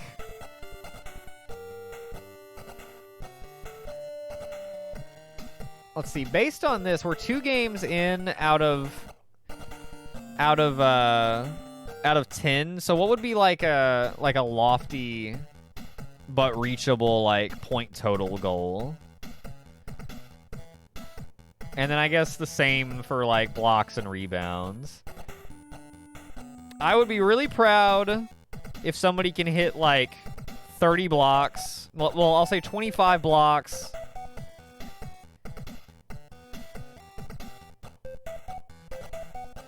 Uh, 35 rebounds. Because this is a good start, but they could, you know, this could level out. Just basing this off of the opening. Steals, can anybody get fucking 10? Can anybody get 10? because like averaging 1 per game, can these top 2 keep it up? Free throws don't even bother. Three-pointers, can anybody hit 5? They're being taken they were taken a bit more consistently. But still, they're still rare. They're going to be rare. They're going to be rare in this. That's just how it is. 200 is probably unlikely to be reached by any given season, but it's not impossible. Okay. I was thinking like 200 to 300 would probably be like, was what I was thinking. Because not quite at 50 after 2 games. You've got 8 games to go.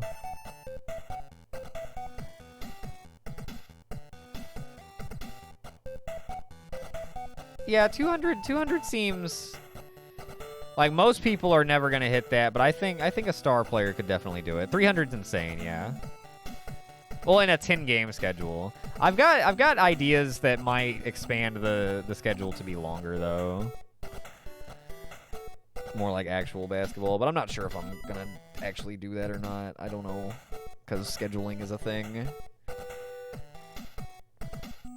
But yeah, at least in this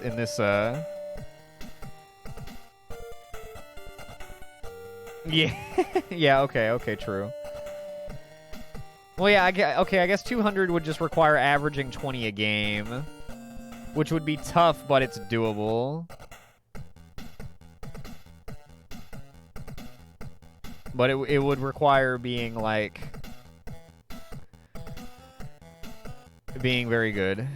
And maybe being the Goris of basketball, I don't know. That's a good like meter point until we, at least in the meantime. And then just whatever the highest is this season will just be our measuring stick after that. But 200's a nice projection of what like a nice possible great season would be.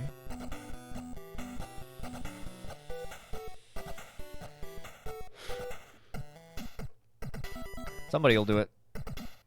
Somebody will do it. Well, there you go. There's your league leaders.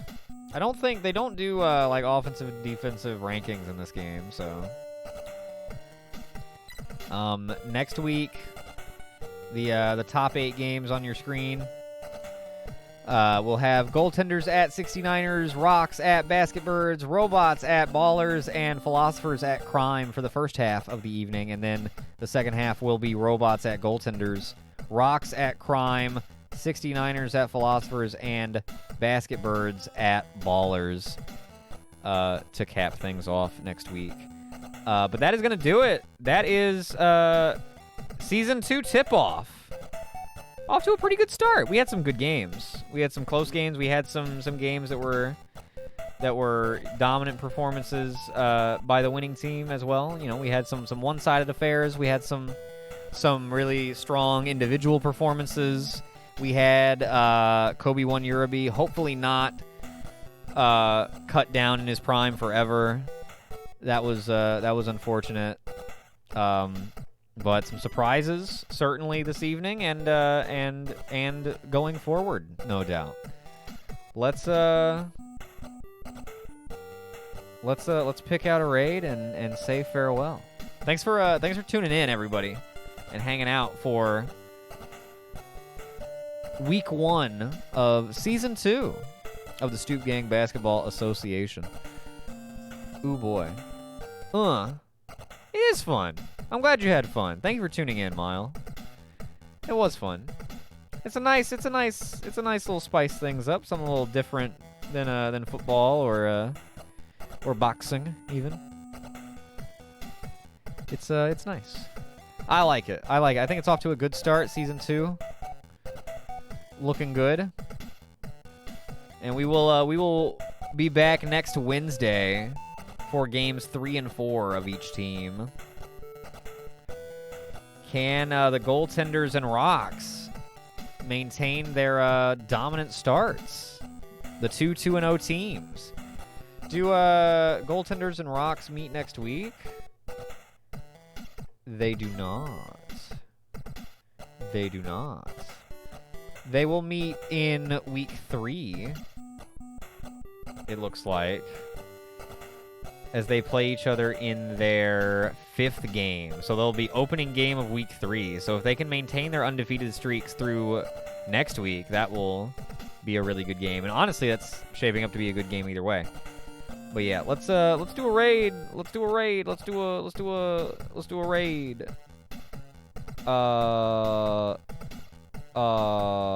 Golly, let's raid Sausage McBurn. He's a cool dude, and he's playing Who Wants to Be a Millionaire, which is a fun game. I hope he's playing the PS1 version. All right, that's gonna do it for me. Thank you all for tuning in to this opening edition of Stoop Gang Basketball Association Season 2. Off to a rollicking good start, and there will be many more good things coming ahead. But yeah, that'll do it. GG's. Loki, congrats on the Rocks hot start. Thank you, everybody. And until next time, see you, Stoop Gang.